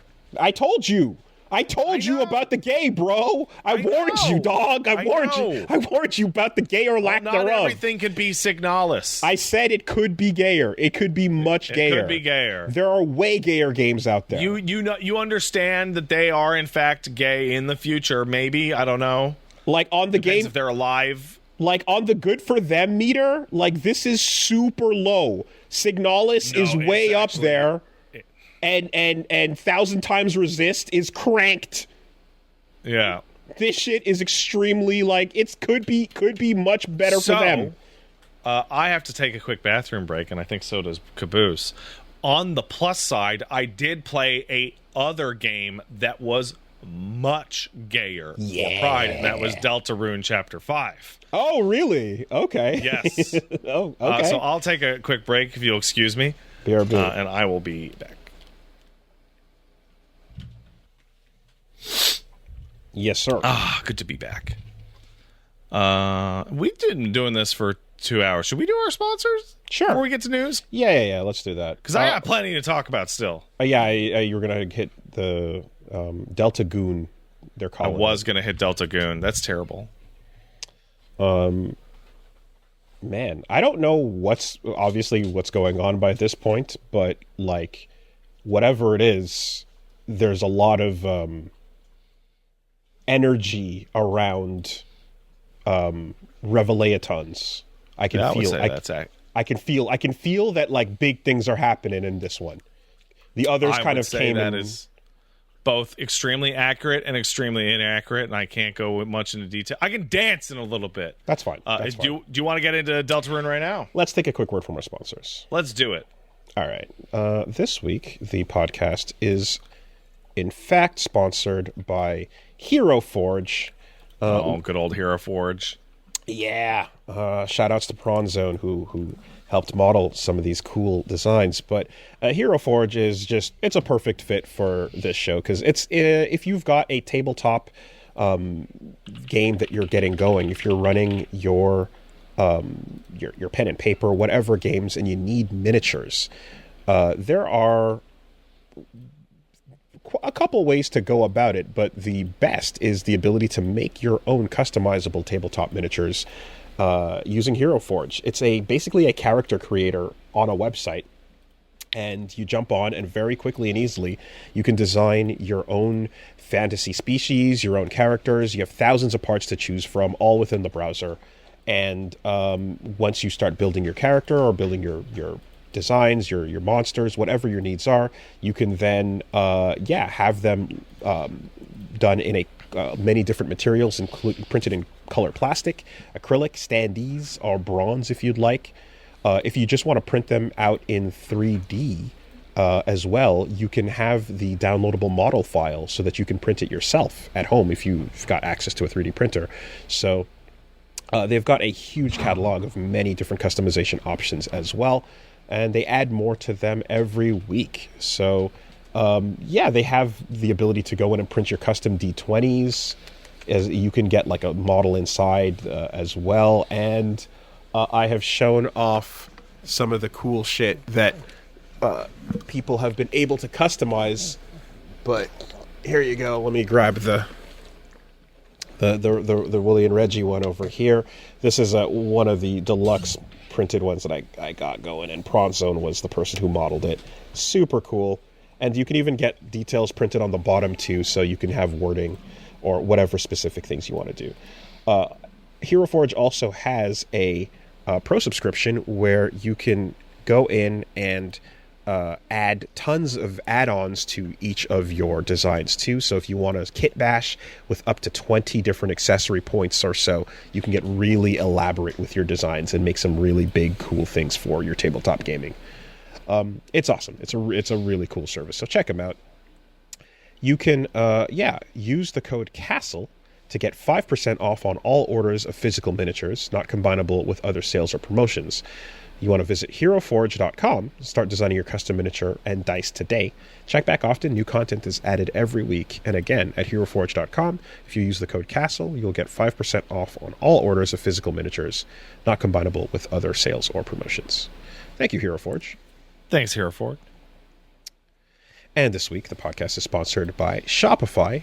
That is your perfect solution for getting your ideas off the ground and online. If you are starting up a business, if you've established a business and you're growing or you're trying to figure out how to take it to the next level, Shopify is the perfect way to grow with you from your first to your millionth sale, whatever it might be. They're the commerce platform behind millions of businesses around the world. And you can get them set up and started with your shop real easily. If you've ever jumped on a website and seen that shop pay button down there at the checkout, then that is Shopify, and it usually goes to their shop app, which is pretty convenient. It's a thing I use regularly to track my orders coming through. And if you want to build out your shop, you've got the design studio with hundreds of ready-to-use templates to let you customize what you need. If you're getting into international shipping, if you're getting into returns, and if you're getting into tracking where and how to get your brand out there, this is the kind of stuff that Shopify can help you with as you grow. Not to mention, they've got award-winning 24/7 customer support that you can call into or check in with if you've got any needs that you need taken care of. So, check them out. Take your business to the next level. Turn your what-ifs into cha-ching with Shopify today. It was certainly useful when we were figuring out how to get shirts up and implemented into our stuff. So you can sign up for a $1 per month trial today at shopify.com/superbeast. Go to shopify.com/superbeast, shopify.com/superbeast. Thanks, Shopify. Thanks, Shopify. All right. Who's Delta? Who's Goonin? What's happening? I don't know why you keep mentioning gooning. I gotta be quite honest. I have no idea. Someone said it, and I thought it sounded funny. Oh. So, Deltarune Chapter 5 came out, and emote mode is correct to put on, Solidus. Thank you. It is a Toby Fox banger. Shocker. Music. How's that? Gameplay. I was going to say, how's that new music? Yeah. It's fucking awesome. Hell yeah. Music, gameplay,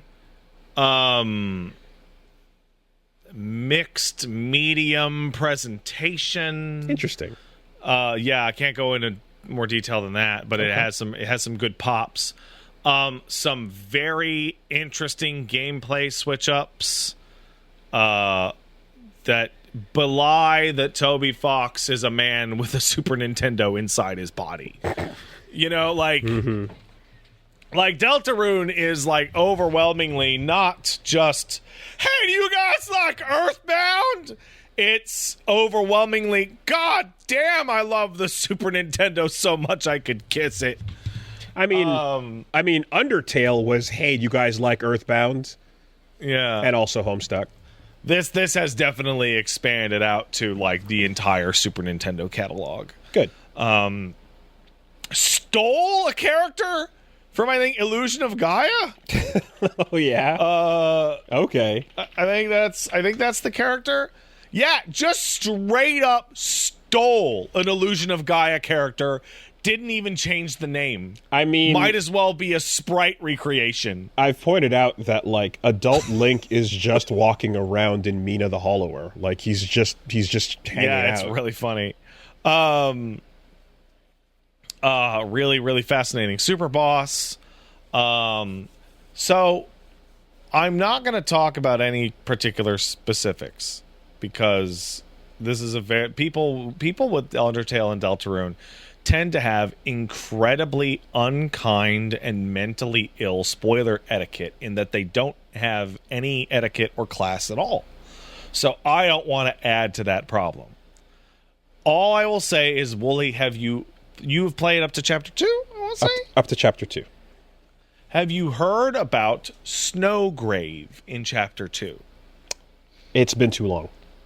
So Snowgrave starts in chapter 2 and is the start of what the game itself terms the weird route. Okay. This is the lead-in to the unkind version of your trip through Deltarune. We're not using words like genocide run, I guess, We're anymore. not using words genocide. We're using the term weird. Okay. And each particular chapter has some weird or less weird, or kind or less kind. And chapter 5 in your normal route is very... Toby described it as a last hurrah before the plot really kicks off. It's very... Give me another one of those levels. Like, very little forward momentum at all. Okay. In fact, shockingly little forward momentum. It's, from a, like, narrative progression standpoint, it could be called filler. Like, characters' emotional journeys and personal storylines move forward, but the A-plot does not. So that can be a little disappointing. On the weird route side of things, Toby's cooking with gas and doing all sorts of weird shit. All sorts of interesting narrative bullshit. So is the weird route an alternate game that's happening with each chapter? It's a little more complex than that. Some chapters have more weird route stuff than others. Chapter 2 is fairly significantly different if you go down the weird route. Chapter 3 is not different at all. Chapter 4 there's a couple of scenes that are different, and they're kind of a big deal, but most of the chapter is the same. Starting with Chapter 5, however, it is extremely obvious that the game is now going to fully just split off into its own beast entirely. Yeah. Okay. There is basically no overlap at all between normal and weird routes in Chapter 5. Okay, so you are missing content. It is now, it has moved from being parallel lines to actually being a tree that splits once you get about halfway through. And now we return to the discourse about, like, you know, does the player need to see all possible variations to enjoy themselves, or can they simply... I think that discourse is going to be alive and well and may in fact be a core question in the game's logic internally. Can you simply be happy and live in a world where you don't see every possibility? The answer is, of course, no. I can't. Also, Toby Fox... I don't know anything about Toby Fox or their personal lifestyle or situation, other than the fact that if you can take somebody's writing at face value, Toby says that straight relationships are doomed and the gays will inherit the earth because it is absolutely crazy how all the heartfelt and sincere and wonderful relationships are exclusively homosexual and all the sad divorced losers are all straight. It's crazy. It's 100%. I mean, the most divorced dad of all time in Undertale and returns to be a starring member of Deltarune. And the strongest, gayest relationship ever, also in Undertale. Well, I think we've got a real runner-up, or actually, I think we've got a new winner. Gotcha. For the new strongest, gayest relationship. Okay. But yeah, no, it's actually really funny. But like, I ask once again, where's Togor? I don't know where Togor is, Wooly. So if you're unfamiliar, Toby really likes a lot of fan stuff, and he really likes to like. Not play into, but like retweet or, you know, support a lot of fan stuff, fan creation, stuff like that.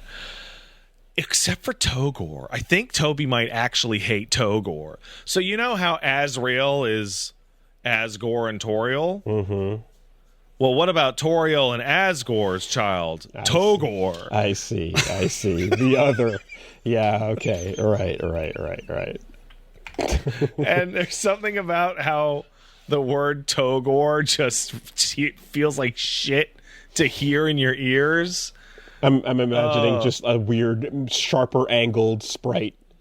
Yeah, that makes strange noises and is horrible. That being said, nobody does it like Toby, and now Toby's team, including Temmie and many others. Everything's polished to an insane mirror shine. I saw somebody talking about a comment of like, see, games don't need good graphics. You look at Undertale and Deltarune. It's like, yeah, all you need to do is have some of the best art design and character design and pixel art and writing ever. That's all you need. Yeah, the devastation that Pixel, the creator of Cave Story, wrecked on indie game developers' psyches. Very, very cruel that they did that. Is still being felt to this day. The other thing is that, like, you can just feel like a certain personality emanate through this game. Like, you can really feel the Toby in this. Like, you can feel the Kojima in a Kojima game. Mm-hmm. And I have been brain poisoned by a Chris Wolfhart tweet describing Toby Fox as the gas pump in Shut Up and Jam Gaiden. And I'm like, oh my god. That is absolutely what's going on, because this is a guy who is writing as the person who played a bunch of untranslated Super Nintendo games for their entire childhood. Okay. What is the gas pump? You never played Shut Up and Jam Gaiden. Mm-hmm. In Shut Up and Jam Gaiden, the save point is a gas pump that every time you talk to it starts yelling about how shit Madden and Call of Duty are and how ethically and morally superior the Japanese RPGs are. Okay, got it. Nice. And every single time you have to save, you have to sit through like this labyrinthine, like old style NeoGAF post from the world's most intolerable weeb. But yeah, nobody does like Toby and the gang. Very excited for Chapter 5. Very excited for Chapter 6. A little bit annoyed that I'm gonna have to go blue and replay multiple chapters to get the eggs. And a little annoyed that I'm going to have to go replay multiple chapters to lock on to a separate save for the weird route. But I was going to say that it sounds like if you're describing this branch that you've got two setups going that are loading into separate saves. Yeah, me and Paige haven't checked out the weird route at all. Okay. at this point it's become like, oh no, this is definitely like a mandatory part of the experience. It's just too interesting. Oh, okay. You haven't set up a save for both right now. You're not doing... Paige and I have not touched the weird route. We just kind of heard about it and some people talked about it. Gotcha. Okay. And now it's like, no, we need to fucking put our fucking feet into this. This is weird stuff. Does the games allow you to create an alt save? Yeah, you got 3 save file slots. Okay, you can just set it up and do it. Yeah. Okay, all right. That's it for the Deltarune. Hey, it's really great. It's really fucking good.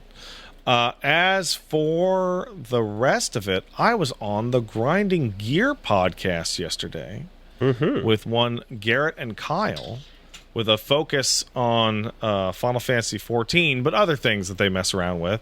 And before we sat down, they sent me a message in Discord. They're like, okay, so here's how we usually, here's what we usually talk about. And they're like, I don't know if you have any experience with classic Final Fantasy or Metal Gear Solid. Because we just played through FF6 and Metal Gear Solid 2. And I was like, a little. A smidge. Right? A smidge. A smidge. Yeah. So hopped on there, ran way over time. So that name is a reference to grinding out the gear you're going to equip. That's correct. Had they explained to me that they had never heard of Path of Exile when they chose the name, which caused a bumble of confusion because the company that makes Path of Exile is Grinding Gear Games. Oh, okay. But Grinding Gear. So first of all, always a good sign when you go guest on a podcast and go way over time. They were like, "Hey, so we usually have about a 2-hour show. Is that okay with you?" And I'm like, "Yes." You've been training with the weight. You've been training with the weights on. That is just fine. Those guys have great vibes. Garrett and Kyle are super nice. They're sweet boys. Like, I hopped in and was my usual self and was like very clearly like, oh, they don't swear at their chat and call them fuckheads and tell them their chat to shut the fuck up. They barely swear at all, actually. I see. A couple of sweet and boys. They're very positive and kind. So that I kind of threw me a little bit. So I had to tone down the insanity just a smidge, just a tiny bit. Chatted about 14 and what we're expecting, what we've been enjoying, our history with the game is. Was it live? Yes, it was live. Okay, so you always, because then if you have people that are there mixed in with the regulars, you have shitlords that are establishing the tone alongside you and your shit. Yeah, so there was a moment where I was talking about how the current way that hunts work in 14 is shit, and we should go back to how it worked back in 2015, and I saw somebody go like, man, I like Pat, but this is a massive L take, rare L from him, and I just like blew up. I'm like, hey, you shut the fuck up, don't you talk to me, you fucking idiot. And I could see like Garrett's hair like blow back, like just like, oh, okay, whoa, okay. I see. Look, man, you got to know what you're getting into. There's to some degree, because not only is there ample like research time in advance to learn the matchup with Pat, but you walk in and you also tend to give as many disclaimers as are needed in advance. Yeah, that's right. Yeah. All right. Had a great time. We agree on all the parts that matter about 14. Had a great discussion about Metal Gear. Had a great discussion about Pokemon. Just a generally fantastic time. Please go down to the Grinding Gear podcast and check that out. It is a full VOD up now, including the 40 minutes of after podcast that I trapped them in. Yeah. Because they do it live, and then they're like, okay, and the podcast is over now, and then they continue their stream, just chit-chatting for a little bit. I see. Okay. But I trapped them by being crazy and telling them about like Fist of the Dog medicine and shit like that. Because you gotta have Fist of the Dog medicine. Did they know about the doctorate in Kojimology? Let me send something to you. Let me send something to you in the conversation I had with Garrett and Kyle just a few days ago, prior to the podcast.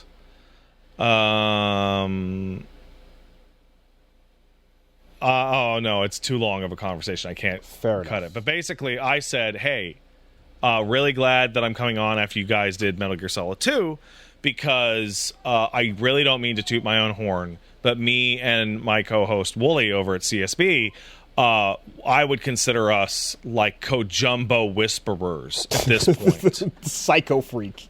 To which Kyle responded with, "What the fuck is a Kojumbo?" Oh, it's too deep. It's too far in. There's no coming out. I was like, right. I'm not talking to Wooly. I'm not. Cue the fucking Cue the XKCD comic. Yeah, right. Why would they know about the genius Kojumbo at the Skullgirls 2 Deadly Airport? Like what? Why would I just assume they know about that? Of course. I know you do, right? But God damn but of course you know everything about Metal Gear. Great time. I got an invite back after the Berlin Fan Fest, which is fantastic. It's very interesting to see the audience like transparently lock on to like, wow, Pat's really trying to get in on that media tour, huh? And it's like, you all shut the fuck up. You all just shut your fucking mouths, okay?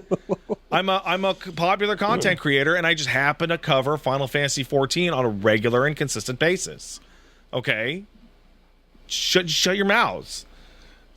I mean, I was going to say that if it's a game you've made tutorial content for, you're like, that elevates your tag to more than variety streamer. You are an FF14 content creator. Here's the thing.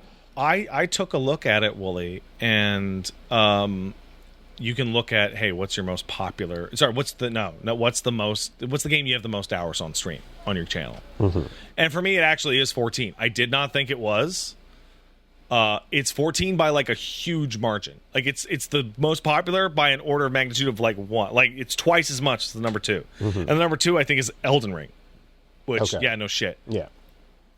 And I think number 3 is Mass Effect Legendary, because that thing is just long as fuck, dude. But yeah, no, those guys are great. I had a fantastic time talking with them. I'm eager to hang out with them again in the future.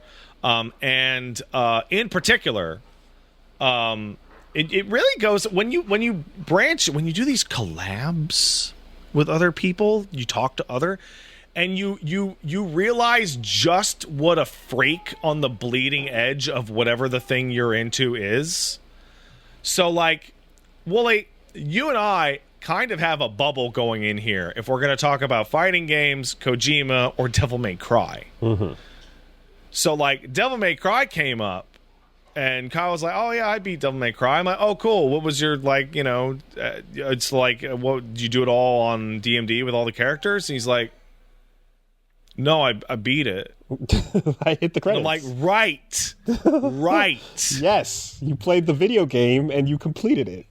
Like a normal then they were person. like, "Oh, did you do that?" I'm like, "Oh yeah," and I wrote a Blue Orb guide during the review period because there was no Blue Orb guide. You're the only person that's ever seen that Blue Orb guide, because I deleted it after we did the LP. Oh because yeah, there were other people's Blue Orb guides out at that point. Oh wow. Okay. Okay. Well, there you go. So Garrett's thinking about maybe hopping into DMC5, and I'm like, if you're doing DMC5, put me on that call. I'll run fucking coaching drills on how to do a fucking air combo. Yeah, do an X-Seed. Again, it's like walking into the room. Just go, hi. Here's a list of my hyperfixations. If these things come up, it might get a little weird. All right, thank you. Yeah. Just it is what it is. Had a really like shot for the moon and fell into a black hole on one of those. Where I'm like, man, I love fucking Devil May Cry. Like fucking Blorbs, Grorbs, who's getting the best head, and their eyes just kind of right? And I had to like put on like the handbrake and be like, no, it's a meme, and it's an internet meme. I'm not just talking about getting your dick sucked. That is not a non sequitur. It's actually sequitur, believe it or not. It is actually technically appropriate. Yep. Okay. So I'll be hanging out with them at some point in the future, likely at the end of July after the Berlin Fan Fest.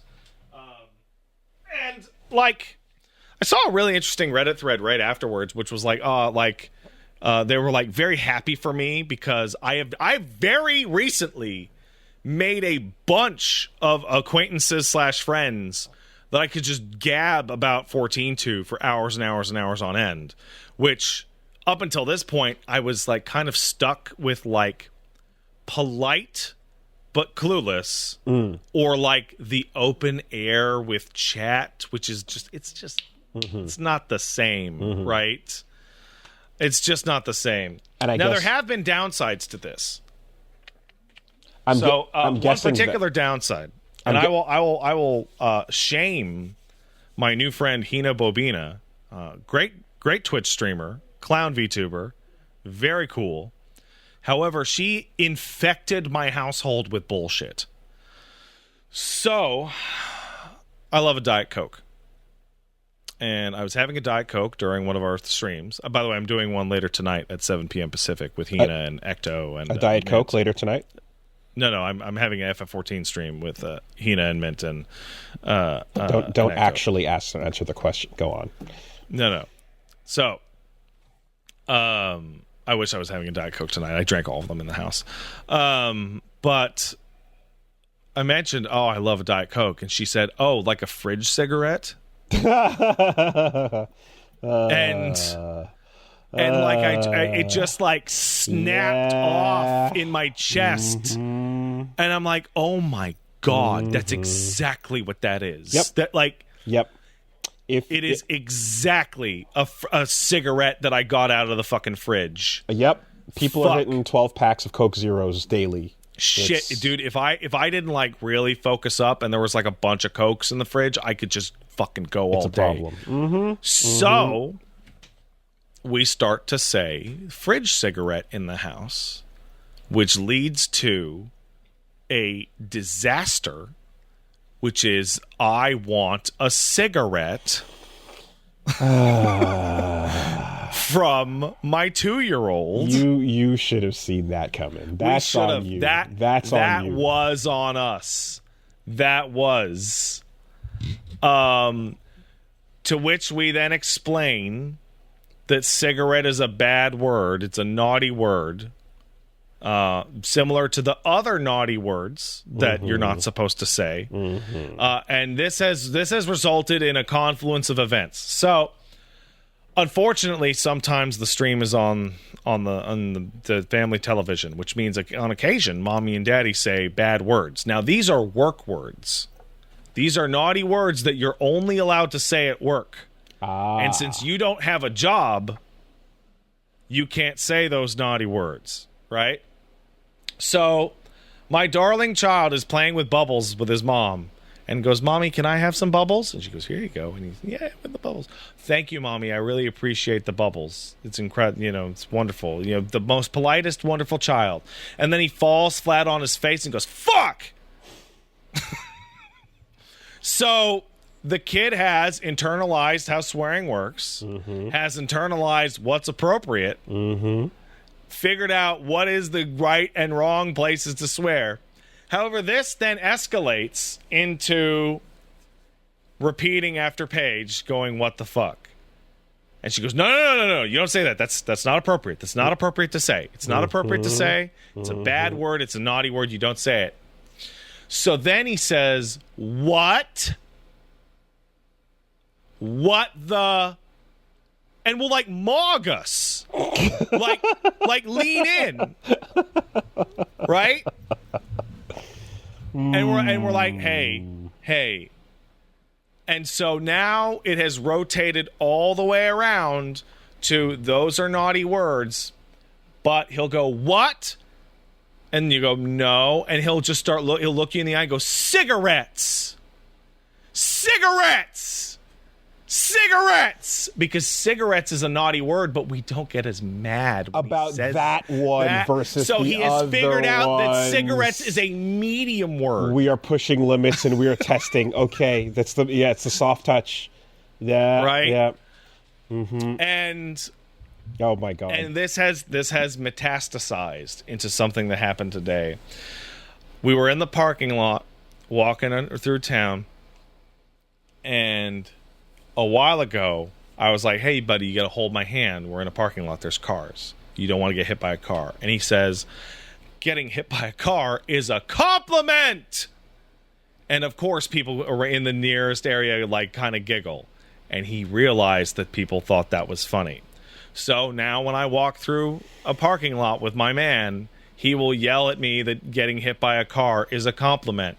And I told him, "Hey, buddy, don't say that.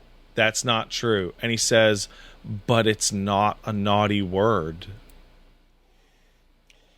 And also, it got a big laugh last time. Yeah. So we're running the bit. Stop fucking with the bit. Don't you get stand up? It's like, those are not naughty words. Yeah, okay. And I'm like, man, just running you can circles around us. Like, you can see the gears. You can see them turning. Yep. we're having to like use our big brains fast. Like, as soon as we lock something down, like, that's a naughty word, you can only say that at work. He'll start to use words that are, like, similar, or he'll just look at you and go, "I want to say a naughty word." Well, because it's like, you now understand the concept of context, and you understand. He picked it up fast, You too. know. Like, But there are still aspects of context that you are missing now, you know? Yeah. You're missing layer 2.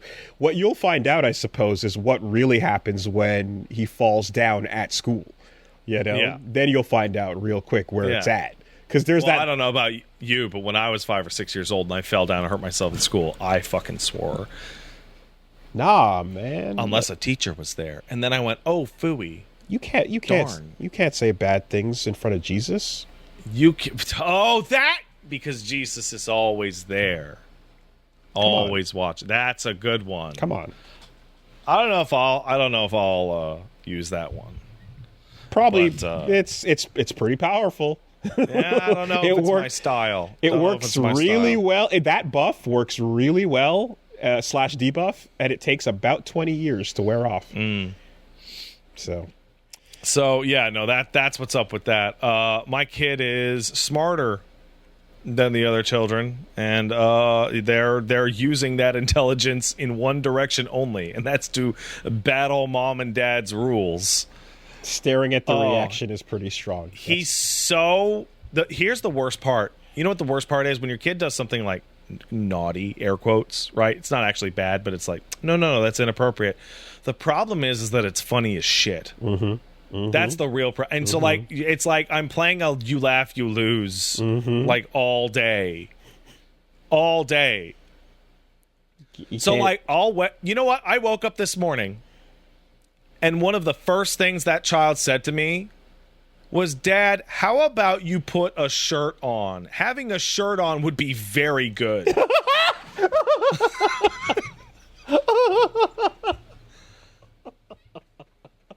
Man. Oh, fuck. Yeah, just... Like, goddamn, dude. There's the darndest things, and then there's just getting your ass roasted. There's highly roasted. Just a full cook. All right, cook, I've got medium one for well. Paige that I have her permission to tell you. Paige is trying on a new swimsuit, and she describes it as, you know what your son said?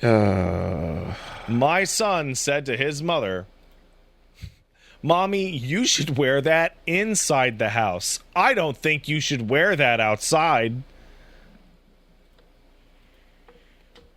What the fuck? What is happening? What is happening? Guess what, Wooly? Guess what? You got a girl, right? Guess what? Girls mature faster. You get under a year before this starts to happen. Oh, to you. no. Oh, no.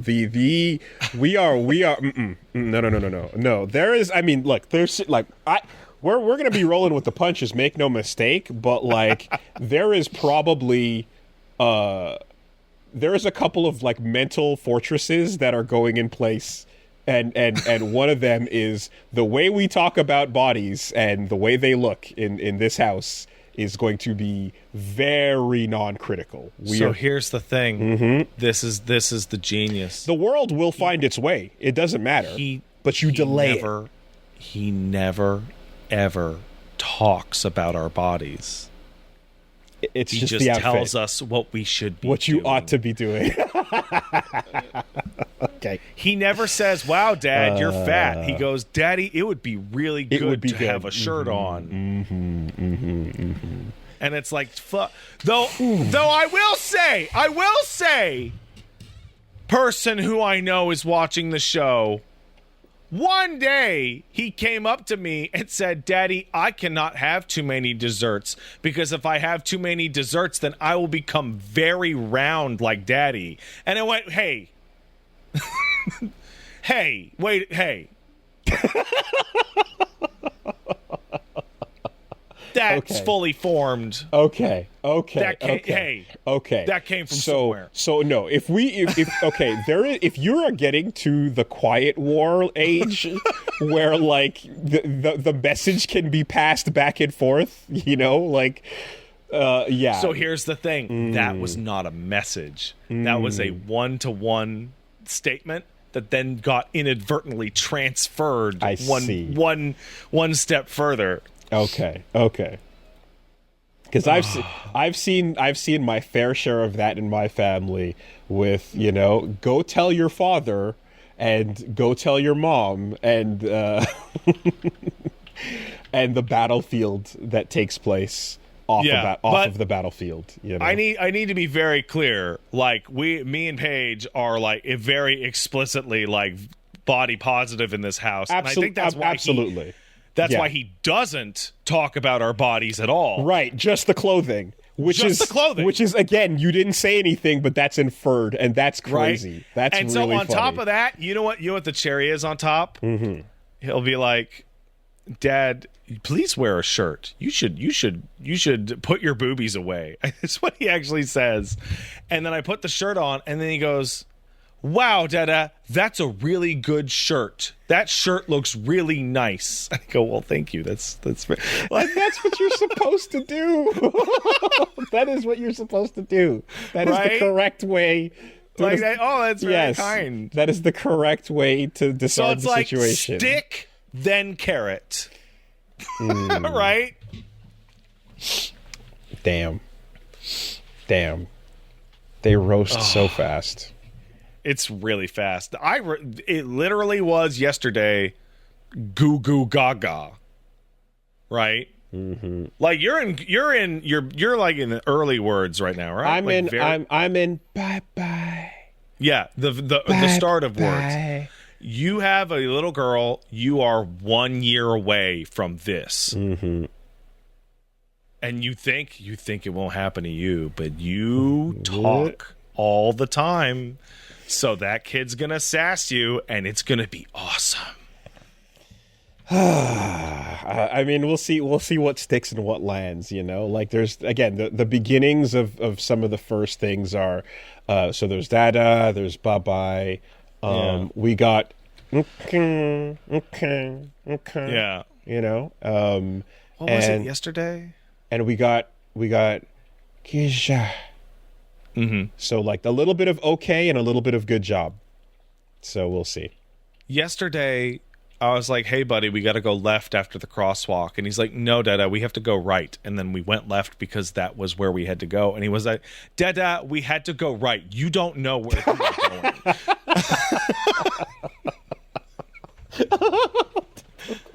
And it's like, holy shit. I better lock the fuck in on this.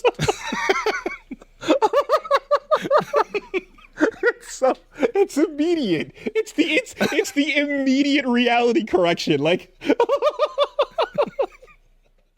what the fuck is wrong with you, man? I told you. Oh man. Yeah. Okay. All right. I love that kid so much. He's the best. Fuck. So that's been what's up with me. Okay. Send him your way. What? Plug your shit so that we move into the news. Oh, I sorry. Go down to twitch.tv/PatStaresAt and youtube.com/PatStaresAt. I'm going to be doing a stream with Hina and the gals tonight. I'm going to be doing 14 with One Woolly Versus tomorrow. Weird name. I know. I'm going to be finishing up Pragmata on Thursday, and I'm going to be going back to Beat the Backlog on Saturday. Okay, so this week we had a couple of Evo announcements. We talked about some of the events that unfolded, but they took the opportunity to show off some fighting game stuff. One, I'm sure you must have checked out the Bakunawa killer in Virtua Fighter CROSSROADS. So first of all, let's get it right out of the way. Philippines is eating real good lately in the fighting game Dominion. Mm-hmm. Not only is Yasmin coming down the pipe for Street Fighter, not only is Philippines the obvious like fake Asian location that Virtua Fighter is going to take place in, but also Bakunawa is apparently like a Filipino demon. Oh, I didn't know that. So like, yeah, no, that was like the final nail in the coffin of like, no, this game takes place in the Philippines. At the end of the trailer, was that not Chinese though? It was Chinese. Yeah, so there's clearly something there, plus obviously the reference to Lao. So they would call if you lived in the fictionalized Philippines, the locals would call this guy by a Filipino demon name, right? Even if he happens to be a Chinese guy. So they show off the Bakunawa killer, and very cool character, cool mask, cool gimmick. Really interesting premise to make a fighter in your fighting game an explicit mystery. Like, who the fuck is that? That is a function. That is the most function I've ever. So Lao Chan was dying of lung cancer back in '93. He is the most not going to be in this game ever character, except for Shundi, who's like 110 years old. He is dead. He is absolutely dead. But when Pi kicks the mask off, she's like, who did? It's you. Yeah. Which then immediately brings to mind, well, wait, who the fuck could it possibly be? A clone of Lao Chan? Yeah. No, we're not cloning people. Yes, Virtua Fighter does clone people, but we're not cloning Lao. Long lost, forgotten brother. No, it's Lei Fei. Because we discussed last week, and I believe you titled it like all of Virtua Fighter lore can go in the garbage. Yeah. Or something along those lines. Yeah.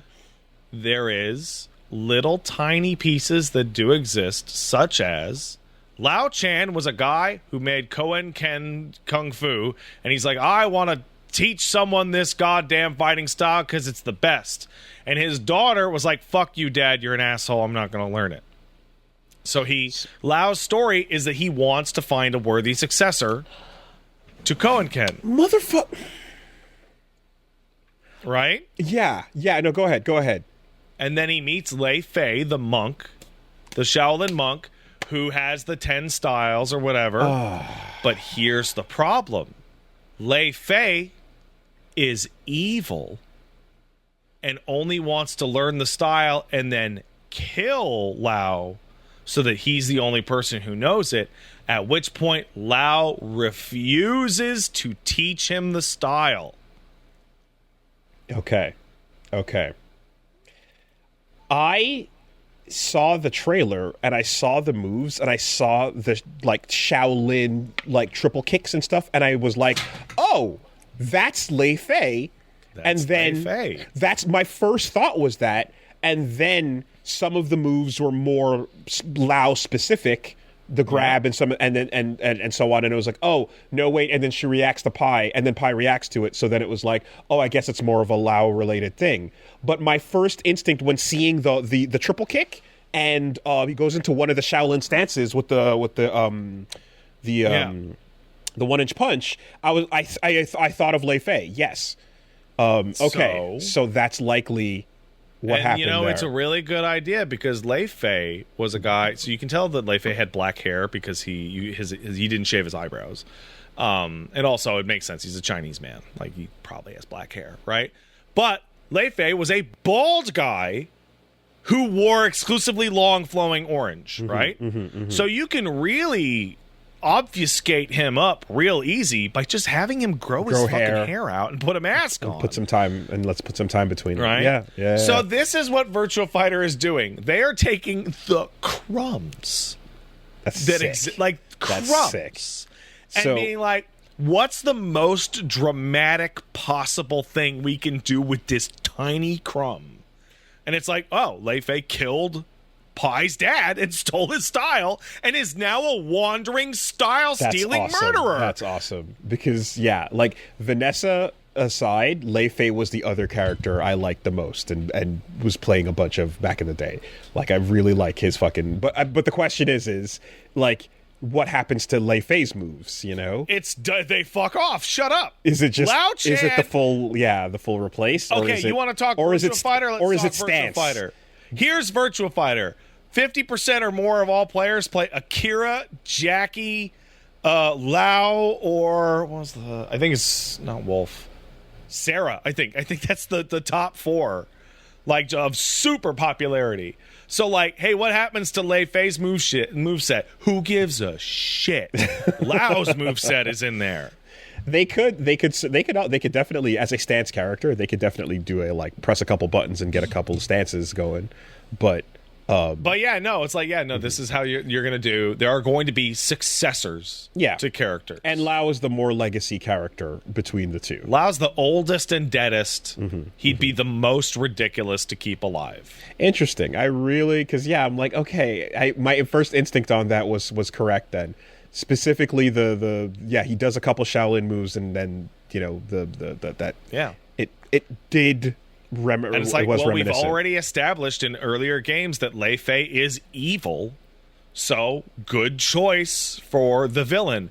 Now, I think it's actually pretty clear that the Bakunawa killer is going to be the villain of Cielo's storyline, because all 4 characters have completely different stories, walking in different directions. And they're probably all going to have a mentor character from the old cast, and those characters are going to be Wolf, Pi, Akira, and Jackie, because they're in the mural. Right. So, who is the villain of Akira's story going to be? Probably Go. Or Go's disciple. The successor. Right. Like, who could the villain of Wolf's be? Maybe El Blaze. Who knows? Very cool trailer. Painting a new character in a game that has no story and no flash as, like, an overt, like, mystery, who could it be, is, like, really smart. I'm glad it's the character I like, because I'm like, I never really cared much about Lao, but I fucking love Lei Fei, man. Also has, like, really cool style and really cool look. Just a winner of an announcement. Like, super excited. And he's a stance character too, or like holding each one of those different Shaolin stances, as you beat the round or whatever, and just holding that pose is fucking aura. It's great. Now, I assume what you're gonna get, by the way, is a integrated moveset where it's 90% Lao Chan with some of his classic / best moves from Lei Fei. I want the lunge punch. I want the 1, 2, 3, and I want the turnaround back stance. A couple of those would be good, and maybe even the double kick. Hey! Cool. All right. So that's what's up with Virtua Fighter. Virtua Fighter remains peak, the best ever. But there were some other fighting games too. It's looking pretty sick. I gotta say, shout outs to Tōkon for the fucking mic drop trailer of the event. the Samurai Outriders trailer was fucking the Midnight Sun. That was ridiculously so funny. sick. The Midnight Samurai Outriders. I don't know why, I don't know how, but for some reason, Blade escaped my theory crafting on the roster. You know, I really feel really happy for Blade. He got a big event in Marvel Rivals. He's showing up in Tōkon. Good things coming for Blade. Good things coming down the pipe for Blade. I'm really glad for him. Stonks and Blade are high. Well, here's what I will say. So you got to see the final team after they showed off everybody, and the last reveal of the Knights of Doom, which are just fucking chilling in the alley, skulking about with the. It's like. Anyway, that lineup is ridiculous. The idea that like it's like Doom is sick, and then you throw Green Goblin, Magneto, and fucking Carnage on top. Like that's a great villain team. That is a winning roster of villains. Also, love the fact that in addition to getting Green Goblin for the first time and Carnage, who never gets play because Venom always takes the spotlight there, Magneto is not doing Marvel versus Capcom Magneto stuff.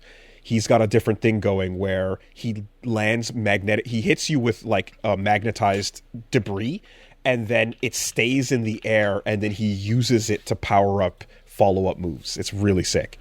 And Tager, you're back.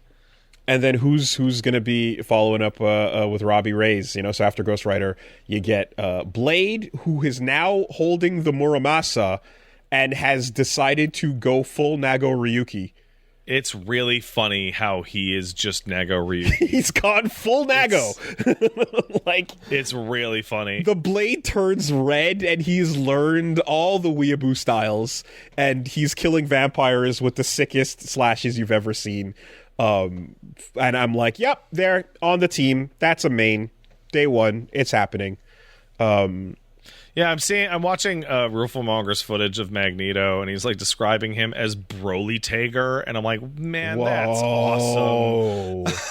Whoa, magnetizing you. Yeah, I mean, attraction and repulsion were like added at the end kind of thing, but that you could definitely build around that as a kit. Yeah, Blade is just Nago Ryukiing it up all over the place, which is awesome. I feel like Blade and Magic are a lock for me. And then immediately Loki, which that's a great pick. I want to see more trickstery moves. We saw like one or two little teleports and then a lot of elemental stuff. And some duplicates. But I hope there's more. I hope there's a lot more trickstery stuff. I was saying I want there to be a way for Loki to be...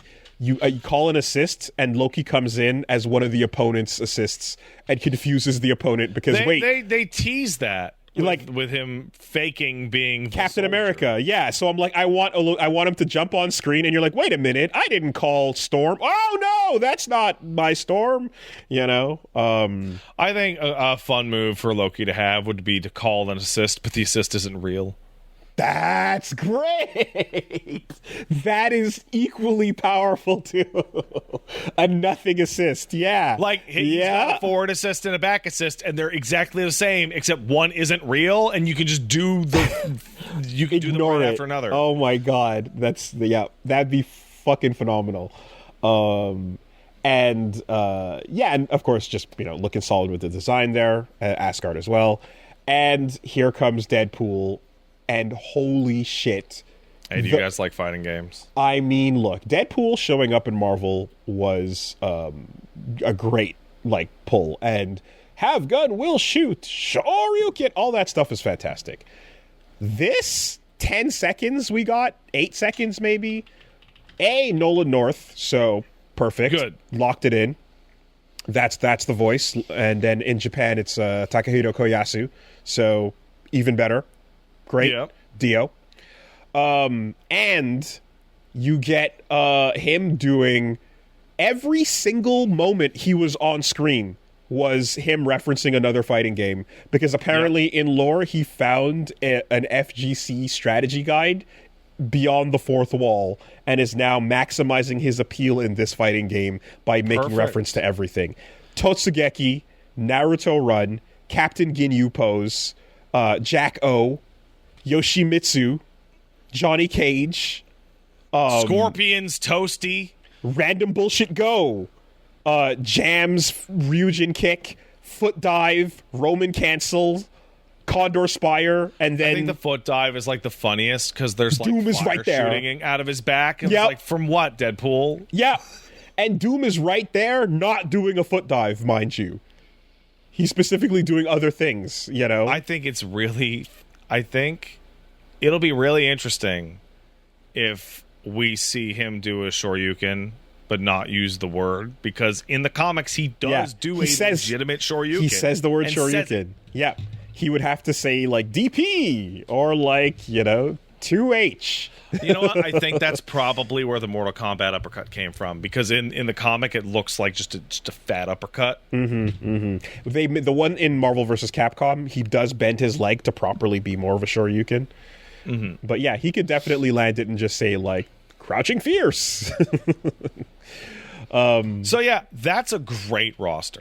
Solid. That now that you can look at the whole gang of 20, that is a great roster. And it is a good pick of, it's like they're all strong pulls, a good mix of like obscure reinvented characters and solid faves that have never been seen in a fighting game before. 20 is a good number as well, so that's 5 teams. My biggest curiosity is there's never been exactly what you're going to say here. There's never been a 4v4 fighter. How is the feeling of use going to go for exposure? Like, you're seeing these characters more often than any other game. There are 8 characters on the fucking screen. It's crazy. It's going to be crazy, you know? How will that feel? Because, yeah, it's true. In a game like Skullgirls, where you can pick 3 at a time, but the roster only had like 10 or 11 to begin with, you felt that roster, you got used to them very quickly, and you started feeling the same matches over and over again. And that is something that is inevitable, but you want to delay that feeling in a fighting game for as long as possible, you know? So I have a different question. This game will receive downloadable content, that is for sure. There will be more fighters. Yep. How are they going to roll those fighters out? Is Season 1 of DLC going to be a new team? Has to be. Or is it going to be one more character for the existing teams? It's got to be 4 at a time. It's got to be a team at a time. So you think they'd actually release 4 characters at once? No, I think they're going to create a new team and then slowly roll them out, but all the members will be on a team. Okay. And I think that because the team designation doesn't really matter that much.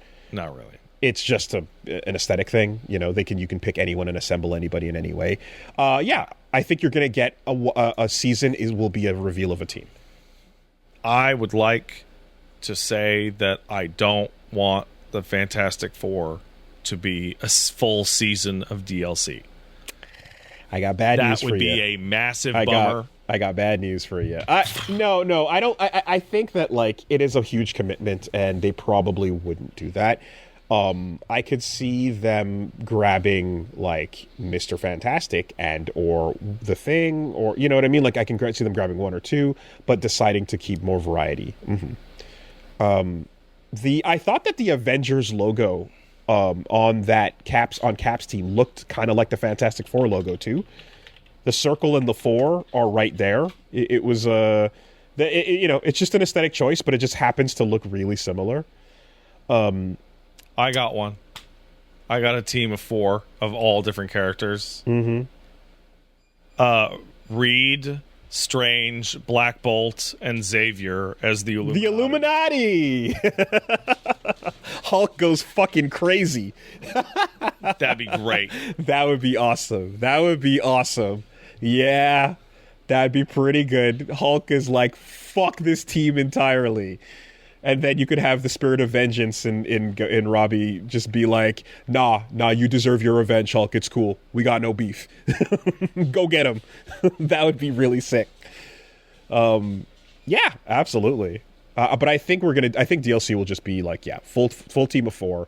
But you can't have it just be like again, like the expected team of 4, because each of these has been a fairly unique roster. Yeah, these have been like, hey, there's a villain team. All right, so they're what, people that Doom likes? No, actually, Doom hates these fucking people. Like, Doom would shoot Carnage on the drop of a hat. And furthermore, I would say that, like, these teams are emblematic of, like, the heroes that are a part of them. So, like, Team Spider-Man, Team X-Men, Team Avengers stand-ins, right? So, like, I don't know that you're going to be like, here come the Inhumans and their representation, but yeah, I think man, cool. I don't think that designation is winning many people over, especially as DLC. But Illuminati with Black Bolt that happens to be standing there, sure, that's a good one. So yeah, Marvel Tōkon, and also they feel confident enough to have an open beta in a couple of weeks. Yep, July 24th. We'll see how that goes. It sounds like they have addressed many of the gameplay concerns that we've been having, and from following the updates, like, the first touch was not a particularly flattering one. It did not feel great, but they've done a lot since then, and they've managed to get the excitement going. I'm really excited to see what the new version of the game feels like. So listen, I'm a 2XKO player now. I play 2XKO, and I can play a tag game now. There you go. I am really intimidated by Tōkon's 4v4 format. Yep. So it's going to be a lot. It's going to be a lot. You're going to have to stare at a lot, no matter what. They do have the ultimate design here, being that you do not need to tag, and that clearly is something they want to be the case. They want people who are like, I'm intimidated by all these characters, I'm just going to stick to mine for the whole life bar. You can do that. But some of the changes do include things like, if you tag to other characters during your combo, you get better damage out of it. Right? Like, I think this might actually be a better way to do the Juggernaut / double assist synergy of, like, you're always going to have the availability of having a 4-man team. You could run it one character with 3 assists.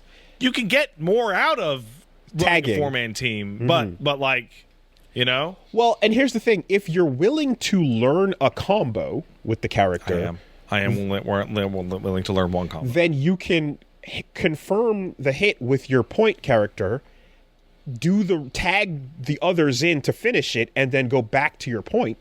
Mm-hmm. That's a possibility too. The life bar is one big life bar. Ideally, I only have to learn one combo per character. Ideally. That would be the fantasy.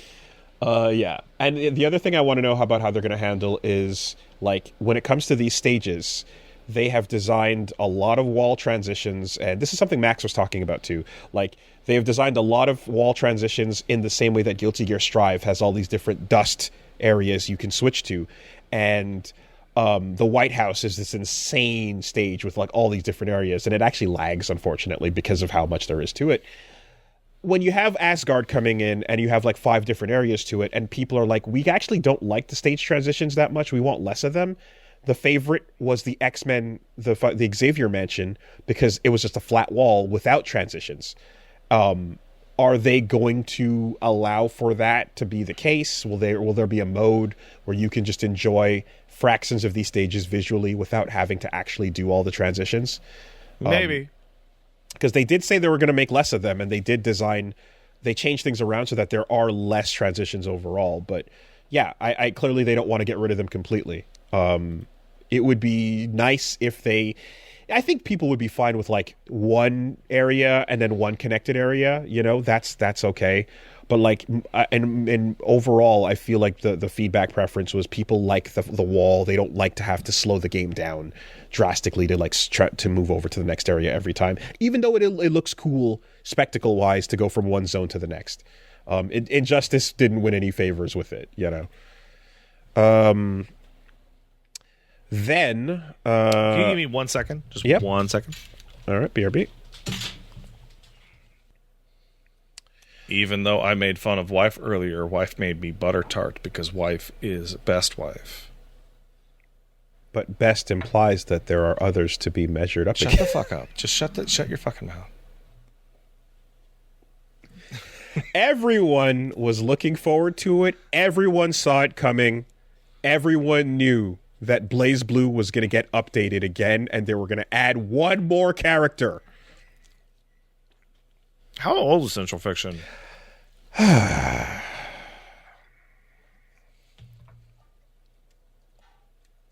It's old, right? Oh yeah. 2015 was is that right? 2015. That's crazy. Well, they got all 6 of the legendary heroes now. They fulfilled the promise. Yes. One more matchup for everyone to learn. Everyone is excited for Trinity Glassfille. And technically all 6 heroes were in the game prior. However, no one was happy about it. Yeah, I guess you could go play as Trinity, with Platinum if you want, but yeah. No, hey, I have good news for you. You're not alone. You're not alone. There you go. Your lore is now complete. All 6 heroes. Look at that. That's a crazy update to pull after all this time. And and if it is a character that was missing from the lore, then that is okay, cool. But you have to then get people going there.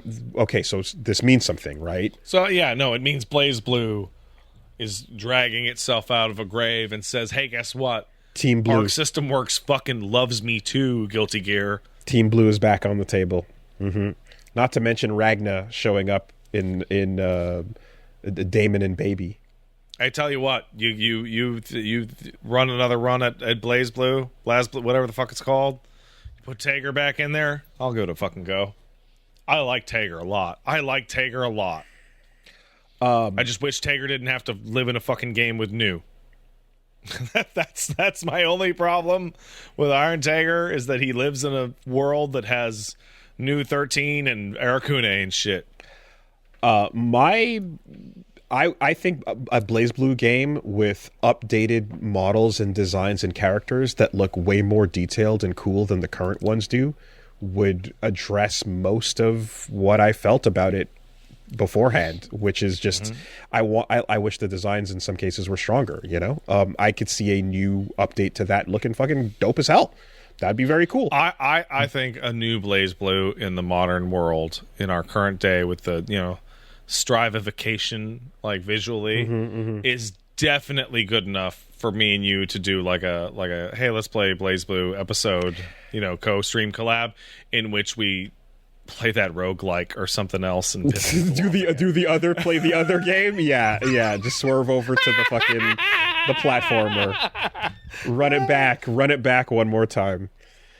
That being said, I just remember being in the crowd when they announced Jubei, and the BlazBlue players we were sitting with were like, "God fucking damn it, not another matchup. I hate this shit." The roster's huge, right? It's insane. It's like almost Smash Brothers level. Yeah. And just the absolute exhaustion, not even hype. It was, they announced Jubei and they announced BB Tag, and it was like, okay, here's a new game, sure, and fuck you, what do you mean I have to go learn another matchup? I hate this shit. It was crazy. Okay, hold on. Ragna, Jin, Noelle, Alucard, Rachel, Telkaka. I'm just going to count them. Oh, Reiner, we're doing this now? Yeah, no, here, It's 36. 37 now. That's not that bad. Approaching 40 is high for a fighting game. Yeah, well, Street Fighter 6 says they got a fucking 10-year plan, which brings that roster up to 68. It takes it that's a big life. That's a big life. Anyway, so that is. I hope to live in a world in which there are so many matchups that knowing them all is actually impossible. I mean, Smash Brothers players are kind of in that space. Aren't MOBAs already kind of there? MOBAs are absolutely there. Well, there you go. there are way too many interactions to possibly know. And look, if ArcSys knows what they're doing, then you can look forward to actually the same number of matchups, because Platinum the Trinity will be deleted from the game. And Trinity Glassfille will be in her slot, because the shape of the character select screen is currently balanced. That's true. So you can't have it be lopsided, right? You got to make space. You got to make space, and the way you make space is by just dropping it over. All right, then we got to... Man, video games might be good, actually. Yeah? Like, I was looking at all these characters, and I was like, sure about that? I'm gonna have fun with this stuff. You sure about that? Yeah? Yeah, you know what? Yeah. I mean, I'll tell you what, fighting games have some fun things coming on. Bob's coming down. He's fat. Bob is fat, and the best fucking line ever. Holy shit. It's really good. It's really good. You know why I love eating onigiri? Because it also means kill demons. I can't believe it. And then he fucking rocks Kazuya, and it's like, yo. Anyone who hates a Mishima is my fucking homie. I love you. So I fuck with you if you hate Earth. Oh my god, it's the best. And then he's like, you'll have to atone for your sins, as he eats his big fucking mukbang. The best. All you have to make any returning Tekken character show up and have them cursing the fuck out of the Mishimas, and they win. That's all you need to do. Bob is my favorite of all the fat guys, for sure. Oh yeah, he's the best. Also, like, doubling down on the Sammo Hung with the full on cop suit with the fucking SPL outfit. Like, I mean, bro, they know exactly what they're going for with that. Moving like a fucking ninja. It's insane. Awesome. And then the little bit at the end with Roger and Sugar. No. Ugh. The actual kangaroo fight. Good meme. Mm-hmm. They did the bit. Hey, everybody, if you want to defeat the current swimsuit magnet that is Ari and all of her costumes, how about we drop Lux in the game for you? Here One comes of the most popular ever. I think rich white girl with her rich white girl sweep. Here to take all the costume attention away. She was an absolute lock. I think she was one of the characters I described that, like, on the list of, like, I don't like Lux. I actually dislike her. I don't like to play as her. I don't like her aesthetic. I don't like anything about her. Absolute lock. Shocked she wasn't in the base roster. That means she is this game's Akuma. That, like, put her as the DLC because people gonna buy Lux. More like the Dizzy, almost. Yeah. It's one of the names that I heard before I knew any of the other League of Legends characters, so that doesn't surprise me at all. Also appears to be a Shoto. But yeah, man, you drop a Mercy like character like that, and you like, this is how we make our money. This is how we do it. They throw that in there, and then for the real ones, here comes your Samira, who I also recognized because people were describing the eventual Devil May Cry character to me beforehand, and they're like, yep, you got a Dante. Her name is Samira. So, she's got a sword and two guns, and she literally has a style meter. Yeah, it's like, you'll say, like, oh, that's a blank, that's a so-and-so. This character is literally legally distinct Girl Dante. And then there was a tweet online. I saw that. Yeah. Marlin Pie, tell me that you're designing Samira and my life is yours. That's like, sure enough. Marlin Pie is just like, little happy face. We are going to get another character that just has everything in the world and too much attention. And too much love. A character built for Marlin Pie to play, and he'll also let you play them when the character comes out. Sorry, folks. You will not be able to keep up with the executional requirements for Samira. You will get to play her up to B style at best. But S rank is for the fucking gods. Style beasts only. I mean, at the end of the day, I have to imagine that, like, okay, well, hold on a minute. She's a Devil May Cry style character with a style meter, but she doesn't have more moves than other, like, champs do, right? I will have to look this up. That's my question, because Dante with the bold cancels and stuff, they gave all the moves they could to make him more representative of a DMC character than a Marvel vs. Capcom one. So in League, everybody has, Q, W, E, R, and then trait, right? It's called Inferno Trigger. Get the fuck out of here. Oh, yeah. That's really funny. That's really funny. Okay, wow. So she has the style meter called Daredevil Impulse, and it's in the Devil May Cry font. She has Flare, which is some basic attacks. She has Blade Whirl, which is a spin. Wild she has Rush. Wild Rush, which is Stinger. And then she has Inferno Trigger, which is a shooting spin with the guns. So the same amount of moves as the rest of the cast. Yeah, I mean everyone in League has the same amount of moves. Now there could be style variation where your moves can change properties according to what style you're in. So but that gets even crazier. Her gimmick is using assuming auto attacks as well. If you every attack that is unique, as in different from the last attack, increases your style meter. So in 2XKO, if they kept that, and she actually had a bigger moveset, it would be too easy to get her style meter up. Basically, she functions as a combo adjudicator. Yeah, if you have a huge list of moves, then you have you go through it a lot simpler. But with fewer moves, the rotation becomes tighter. So okay, and the thing is too, like, I mean, they've clearly shown a willingness to do things like have Senna have two modes entirely, right? So like she has double the kit. There's ways to expand it for sure, but overall, like, if we see a stylish action character, and if those guns are primarily used to do shit in your face, like Noelle, mission accomplished.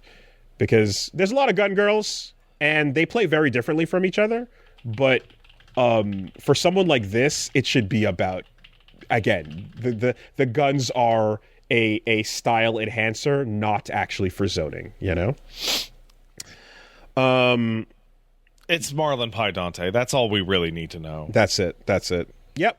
That is a fan favorite and a hardcore fan favorite. So smart picks there. People staring at that stage going like, another double drop with the statue guy or something. No. Actually, it's going to be a while because they say Lux is next and her trailer's coming in fall. What I will say is, good job keeping up the excitement here. Reminder that Thresh and Senna dropped barely 2 weeks ago.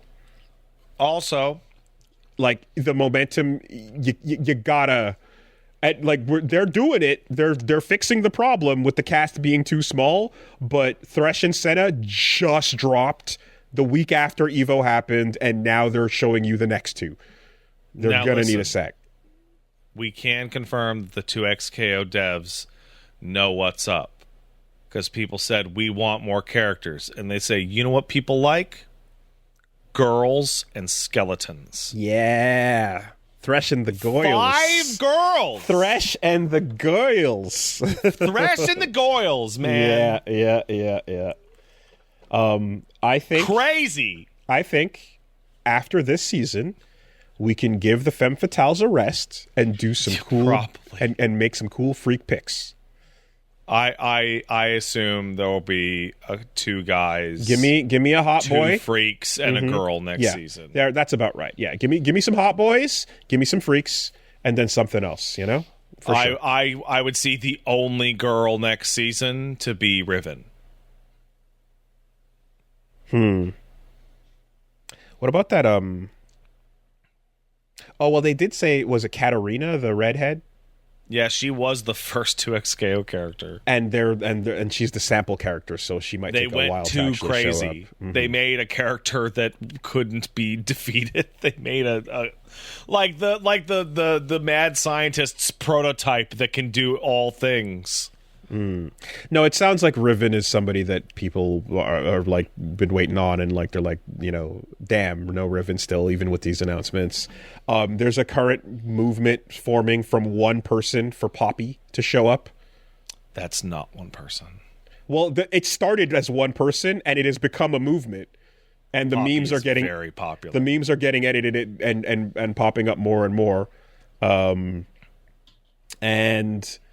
I gotta be blunt, guys. I don't think there's ever going to be another Yordle on that roster. Oh yeah, Teemo's the man.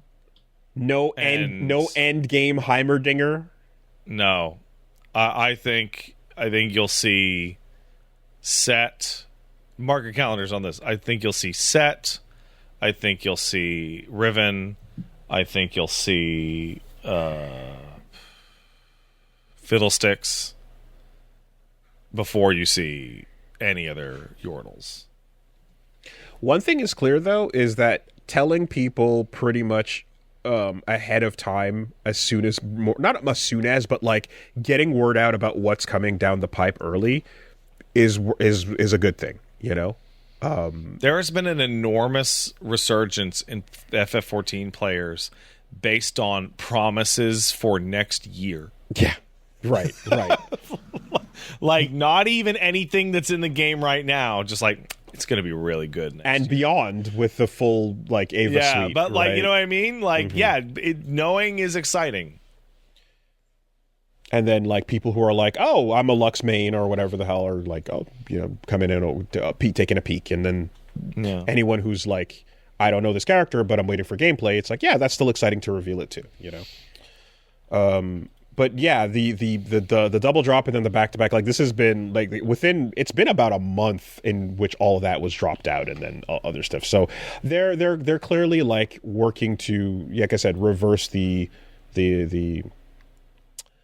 unhype, and shit's moving. People's adoration for 2XKO is scaling linearly with its roster. Mm-hmm. And, like, that's it. And it's just because it's an adaptation that's got hundreds, and everybody's looking for the character that they know about or really like. Characters are not just functions, Combo Fiend. I mean, I think at that's this point, why you put Warwick in the game. At this point, I think he knows. Yes, exactly. Yeah, I know.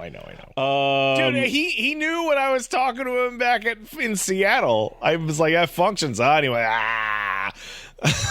no, not an answer. Yeah, just a sound effect. Yeah, I mean, the word the word functions is part of the lexicon forever now and serves its purpose, like it did in that Virtua Fighter conversation.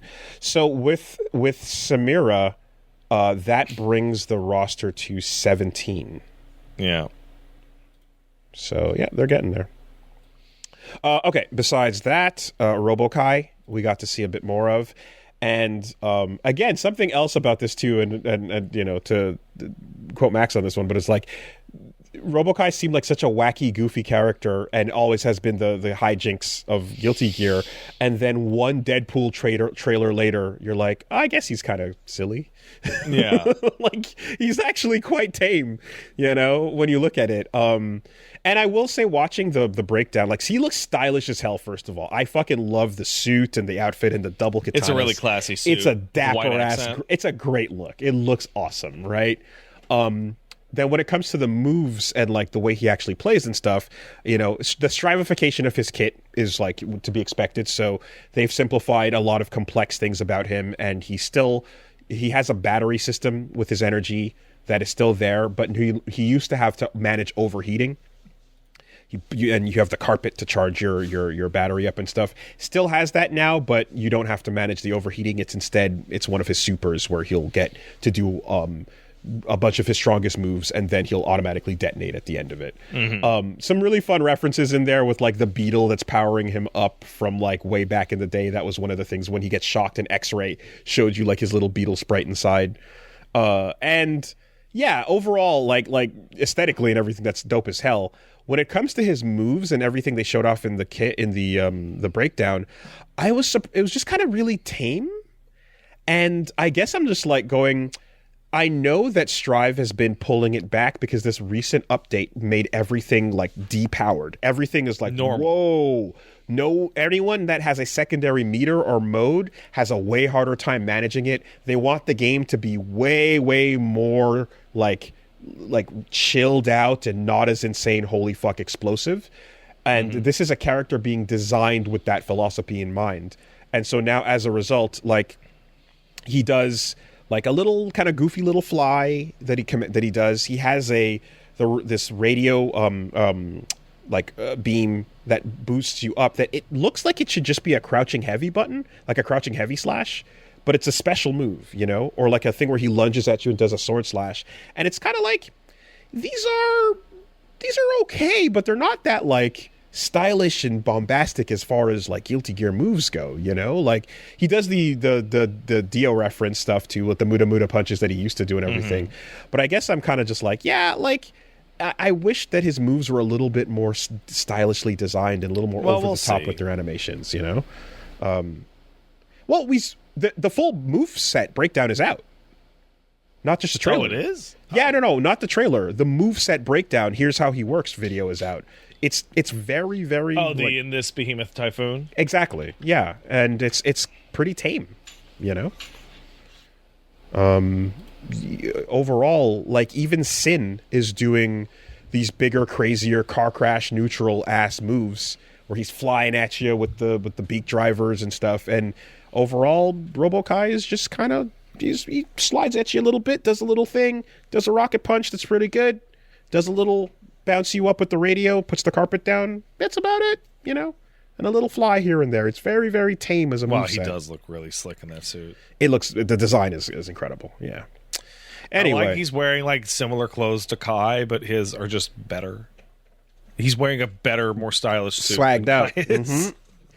Yeah, I just feel that you know, you compare like the way he swings his swords around and moves compared to like Saul, who gets to be fucking protagonist with his Fafnirs and his and everything, you know. And I'd also say it's also the smallest range for a character with two katanas. I'd expect like big old Persona 4 Ultimax shit going, but anyway, all right, we got to get a move on. Hey, if you work at Microsoft, start looking for work. Well, I was just going to say Avatar Legends. You got the DLC confirmed on those.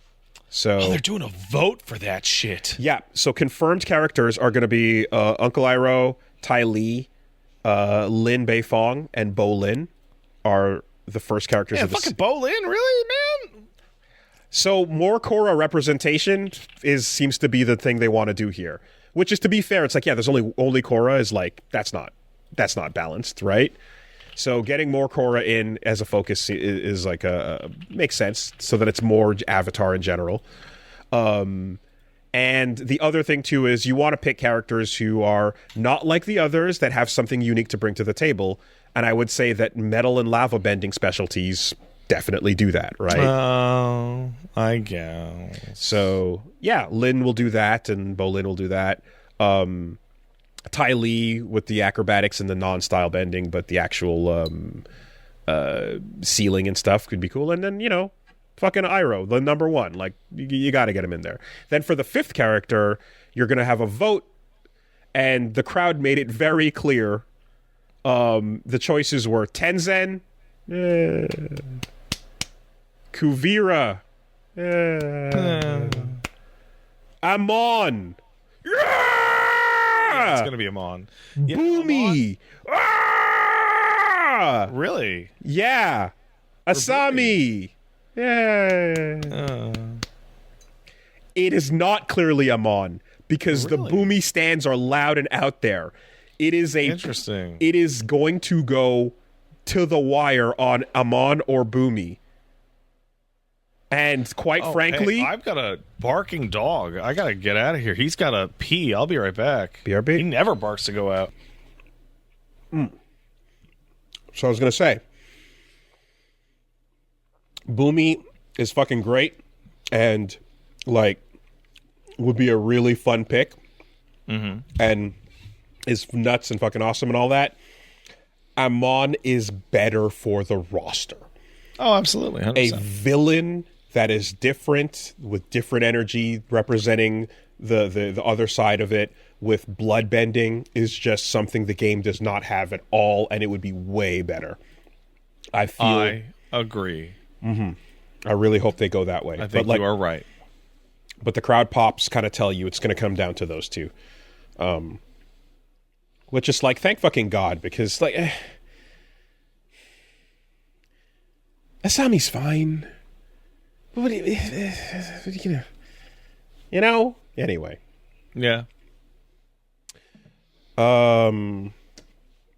Side note, I want to just give a little golf clap to the response I've seen from most of the FGC to the FGC locals thing, where the Evo locals was announced as a like, hey guys, this will be a place to, they have money to give to locals, and we always talk about supporting your locals, and they talk about like a place where you can go and list your events and stuff, and everybody raised their fucking eyebrows and went, okay, so it's not enough to take over Evo 2, huh?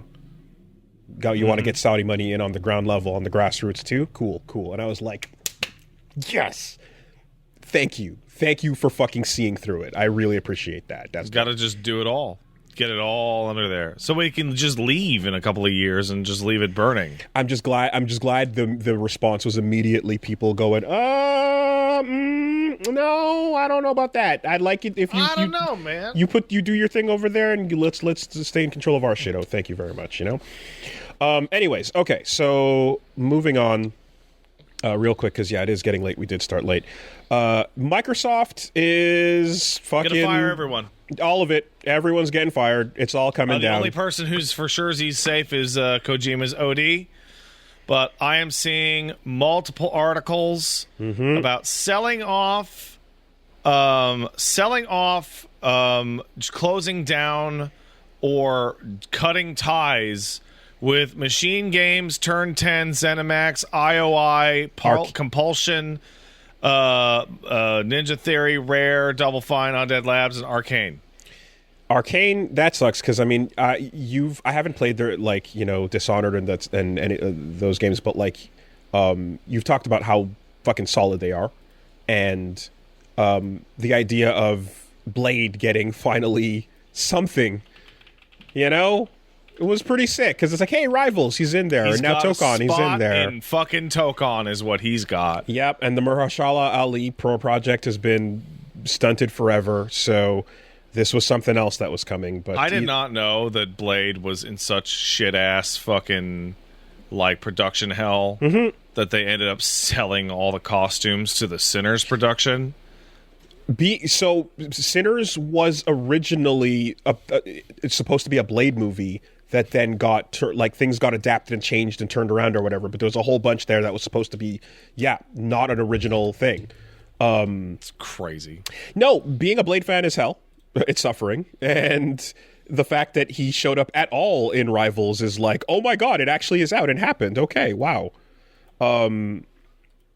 There's a whole thing about the production line for Sinners, it is an original Ryan Coogler, but there was stuff about the project, or there was a Blade project that was supposed to be done, and there's a relationship between the two, and I don't have the full history accurate, but I know there's a connection there.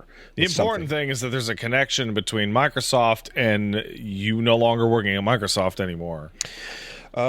Indeed. So all these layoffs are supposedly going to be starting July 6th, and I saw folks describing that it is going to be the largest layoff in games history.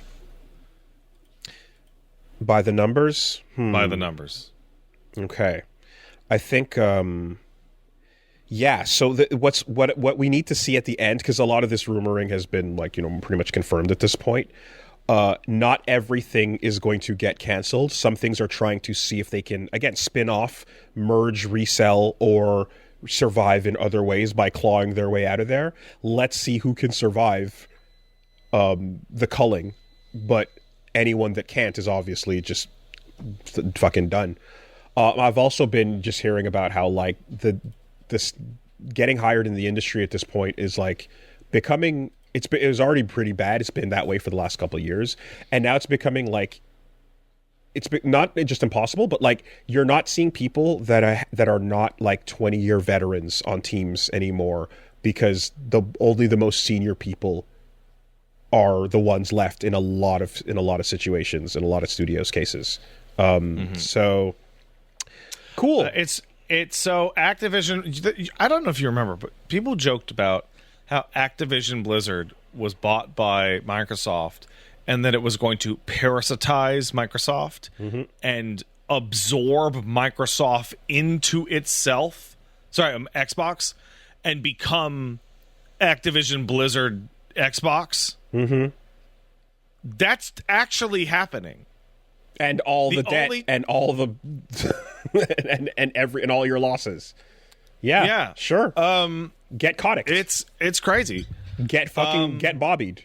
So Xbox's stocks are 20% down as of right this second because the news has gotten out that they're going to fire everybody. Yeah. I even in a context of like we got to make it this quarter, I can't even imagine what the plan is to like gut half of their output. And also continue to make a console, right? Like, because they keep saying that there's a console in production that's going to happen, right? It's just like industry that has fired everybody somehow finds even more people to fire. I kind of am amazed that OD is escaping unscathed here. I think it is purely based on Kojima's name. I think it is purely due to we don't want the Microsoft cancels another Hideo Kojima game. It's a auteur profile, so that's the I don't know the specific stats, but I am under no illusions that Death Stranding did super well for Sony. Right? That was a fuck yeah, let's go get him project. But the PR nightmare of canceling a Kojima game is not something they want to stomach. I mean, shit. In the meantime, prepare for canceling a Star Wars game because it looks like Eclipse is fucking not gonna make it. Which I'm just gonna hold up my hand for a second before we move on. When I watched that Microsoft thing, and I was really negative because I was like, how many of these are gonna get canceled? And people were like, wow, this is such a downer, why is he being so negative? I've never been more right about how many of these they're going to cancel. There is no objective reason to ever watch a Microsoft presentation ever again. There's no faith that anything you see will ever exist. I mean, I think you can just look at how between the different game console makers, the one that comes out that you're watching as they swerve their whole company desperately towards the AI bubble is the first one that's going to eat shit. Yeah, that's not a surprise. Yeah. Wow, So- I can't believe it. Anyway. But yeah, Eclipse is in a dire fucking place. Which, hey, guess what? Obviously, that's been called out since its announcement 4 years ago. Yeah. But now what's happening over at Quantic Dream is because the fucking Mage game got canceled. Spellcaster Chronicles. Wow, just one of the three. It's bad. The three. So with that, that shut down, and then everyone's getting fired from that. So the team over at Quantic Dream are basically going on strike because they are under the Eclipse team are saying we're understaffed. We are You can't cut 115 people off this project. We are desperately in need of people to come help us, and if you fire 115 people that were working on the last game, Game's just not going to come out. that could help us with this game, then it's over. And this is a weird thing of like people are striking to save the project they're on. So I'm gonna time travel you for a second. Yeah. When Star Wars Eclipse got announced, the plan at Quantic Dream, and this came up in like their legal filings and like some of their things, the plan was the announcement of working on a big Star Wars game was going to be the push of a staffing up period to rearrange staff internally and hire people for Star Wars Eclipse. But right when that happened is when that massive "it sucks to work here, everyone's a bunch of pieces of shit assholes" news articles came out in the French press, which led to the lawsuit, which led to more press, etc. So they failed to staff up for Star Wars Eclipse. Now we're 5 years in, and Spellcasters Chronicle was supposed to be the successful, consistent game Generating that kept cash the behind- lights on Generating cash while flow they behind the scenes. staffed up Yep. for Star Wars Eclipse, which they still haven't done. And now they're talking about firing 115 people. And- so the people working on it are like, there's no way we can make it. And the Eclipse team assumed that the people on the other team, after that did shut down, would naturally be the place that they got their staff from. They went, yeah, you already work here. You're already employees on the other game. That just shut down. Awesome. We have a project desperately in need of more people.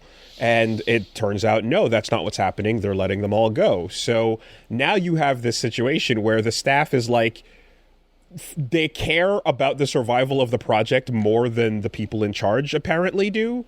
And they're striking. Well, you know how people in charge are just do more with less. Yeah. And so you have this was specifically timed on a day when Lucasfilm was visiting, and they were hoping to get the attention to basically go, yeah, this shit needs fucking solving. Well, I bet they got their attention. So, yeah, you have to imagine that, if that played out the way it did and everything else we're seeing is underway, then it's like...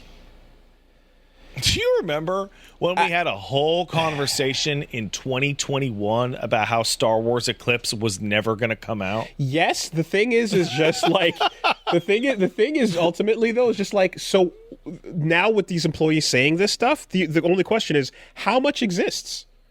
Right? If they're saying if they're saying we've been understaffed the entire time and we've been struggling the entire time and it's been 4 years, there is nothing concrete. It is pre-production and gray box.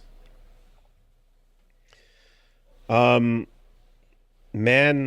it's fucking just, it's so dumb and sad and shitty. But like, yeah, you have a bunch of people that are currently employed that would like to continue to be employed, doing whatever they can to get the attention towards the project they're on not getting fucking shuttered.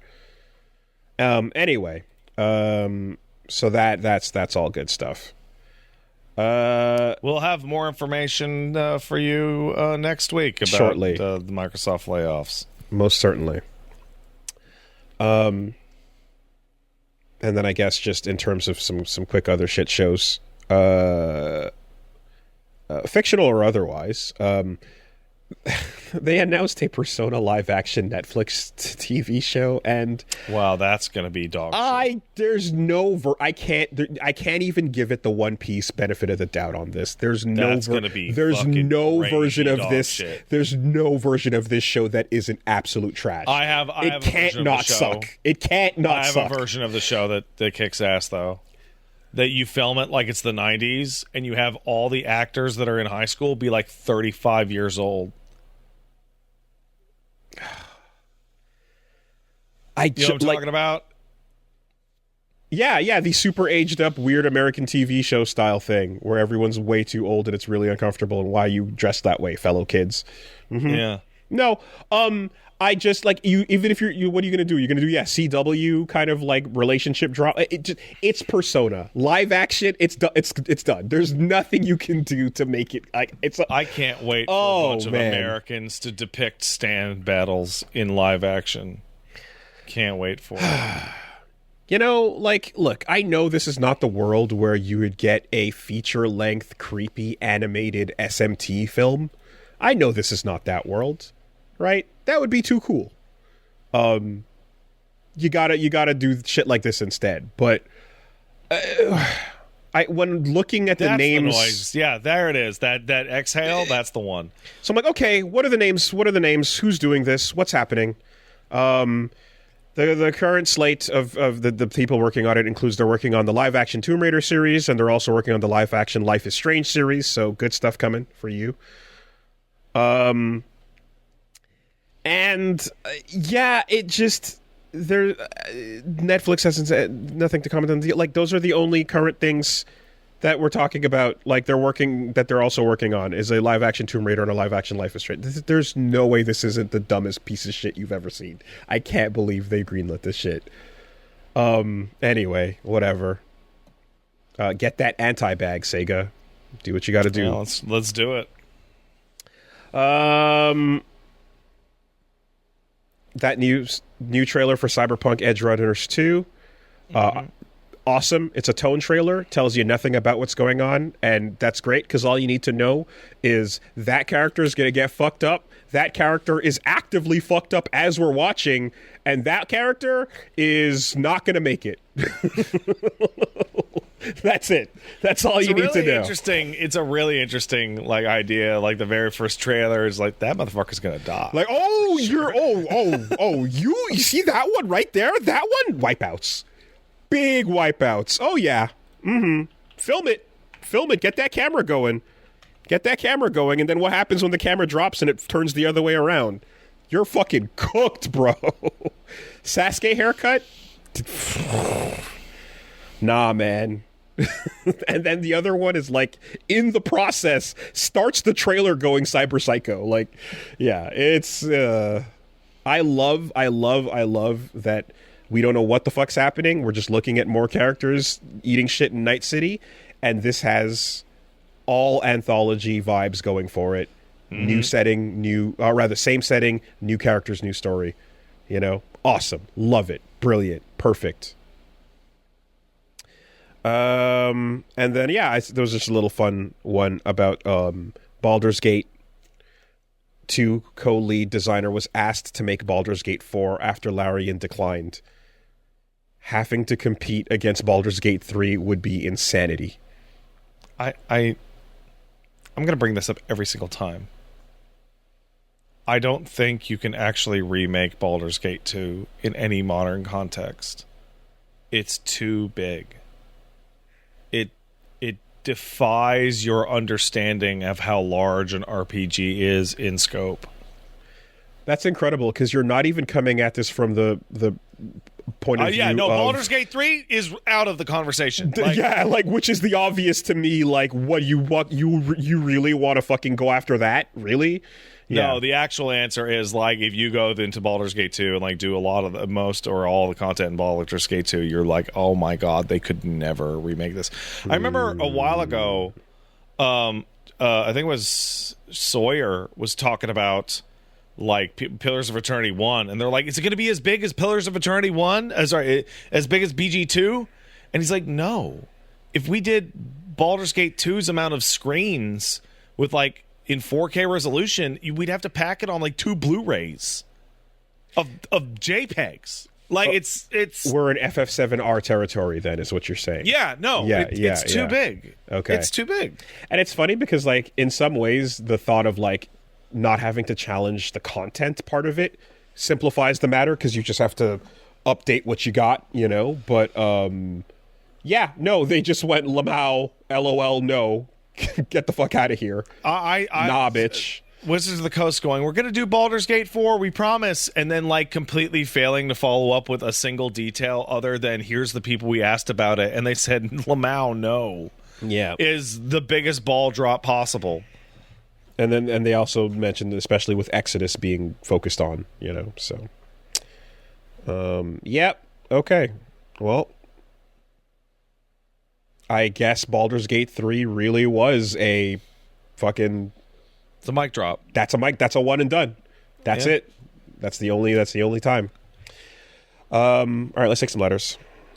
If you want to send in a letter, send it to castlesuperbeastmail@gmail.com. That's castlesuperbeastmail@gmail.com. By the way, if you mentioned that you listen to this podcast and your date left because they don't listen to old white guy podcasts, and that's a red flag, you saved yourself from some trouble, my friend. You're welcome. Wait, what? There's a gentleman on the subreddit who said he was at a date, and when it came up that he listened to a podcast, she was like, "Oh, you don't listen to those podcasts with middle-aged white guys in them, do you?" He was like, "Well, I listen to Castle Super Beast, but..." And then before he could even finish the sentence, the vibe changed, and she said that was a major red flag. Bitch, Castle Super Beast is a podcast of color. How dare you? It's even got a black guy on it. That probably didn't help. No, you know what probably didn't help? She was like, "Oh, whatever." And then she went home and typed in Castle Super Beast and looked with her eyes. And then was like, "Oh, no. shit." Oh, dear. Well, did she look with her eyes at the title first, do you think? And I would have. You have to get past the words to see me. I'm here, but I'm behind the words. You're behind the words. And the words are no good. No bueno on the word. You wouldn't have thought a black guy wrote some of those words, but sure enough. I wrote all of them. He said a couple of them, too. Oh no, you have to click on the words to find me. I'm here. Darn. Look, I got this dog. He's disabled. This is a podcast of color, and come on. This podcast always features a black guy, a white guy, and a Chinese guy. Yes.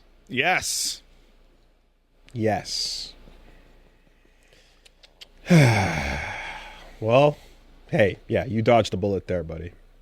Yeah, no. Caboose is secret Chinese? No, he's just regular Chinese. He's a fucking pug. Oh. Okay. He's from Portland.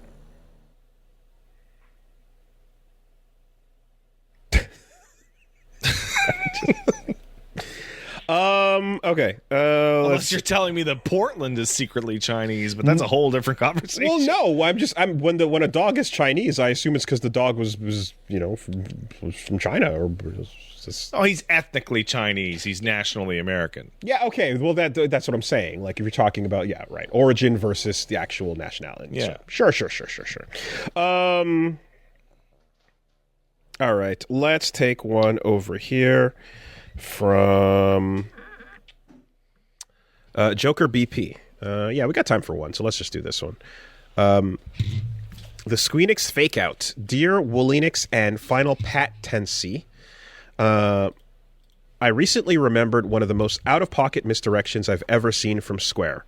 Spoilers for Chaos Rings, although I believe it's already been taken out of the mobile store. Is that the fucking Skittles one? No, I'm thinking of a different game. I saw Chaos Rings. So I'll try to keep the story simple since it can get convoluted. The premise of the game is this. 4 strong couples are abducted onto a spaceship. Inside the ship, all couples are forced to fight environments with monsters and then eventually each other in a deathmatch tournament. The couple that remains alive will be given immortality. The catch is, once you win and are given immortality, instead of being sent back to where you were taken from, you're sent back to the past to become the planet's new Adam and Eve to generate the next batch of tournament participants. Where Adam and Eve, quote-unquote, and 3 more couples will fight again. Rinse and repeat the cycle for selective human breeding. I'll leave out the reasons as to why. Now, I want to focus on one couple in the first Chaos Rings. The Adam and Eve of the game are named Olgar and Vati. This makes sense in that it makes sense in the prequel game that when you would play Chaos Rings Omega, you would play as Olgar and Vati, except the couple you're playing as are Vleg and Vati, and one of the other 3 couples are Olgar and Rachel, the parents of Vati. immediately red flags appear, as there's already so much implied inbreeding with the whole Adam and Eve situation that the implication that something could happen to Vleg and Rachel, forcing Olgar to repopulate the world with his daughter Vati, seems more than plausible. Turns out that Vleg defeated Olgar, and he bestowed upon him his name, making him the new leader of the unit, forming the Olgar-Vati couple that we know from the first game. Ooh, all right. Ooh, okay. All right. Jesus Christ. All right. Okay. What are some of your favorite attempts at misdirection you've seen in a game? Fuck. Had us in the first half and the second half, and at the last second, you pulled us, not gonna lie. The first 90%. My favorite attempt at misdirection as of right this second is the Bakunawa killer. People thinking it's a clone of Lao. That's ridiculous. Though there is something I do want to say about the Bakunawa killer. As he is a fighting game character, no one's going to say Bakunawa killer. They might say B killer, but they're going to say BK. And then they're going to call him the Burger King, and then they're going to call him Whopper. Oh, you're jumping the meme to level 4. Yes. You're speedrunning the meme. Okay. Yeah. Okay. And then people will be doing combos with this guy and talking about how you should have it your way with BK. Yeah, so the problem is I've lived through moments like that where it just never caught on. Like, I want to say for about 1 week of Marvel vs. Capcom 3 original, people were calling X Factor cancels KFC and trying to get that going as like a Kentucky Fried Chicken, and it just... that really never caught on at all. It never caught on. It never went anywhere. So sometimes... What was the logic? It was just XFC looks kind of like KFC. Wow, that's weak. Yeah. Yep. That's it. And you're just like, nope, no power to that one. And it goes forgotten. May history never remember its name. I have, I think, what is my favorite misdirection in any game, and it's a big one, but the thing you never could have seen coming the whole time. Hey, guess what? Spoilers for Elden Ring. Marika's Radagon is the sickest fucking reveal of all. That's you would never, no one would ever in their theory crafting piece that to be what the actual solution to what it was. Yeah, I fucking love that one. I think it's my favorite. The whole universe of that game lies to you. But it puts you on track to think in the wrong way. Yeah. And you have to think in a godlike, deific, non-binary way to get a solution here. Like, it's really like, oh, you're just not even approaching this. You're approaching this as a human being as opposed to thinking about it as a god. You know? I love that. I love that twist. All right. I gotta eat some food and get the fuck out of here.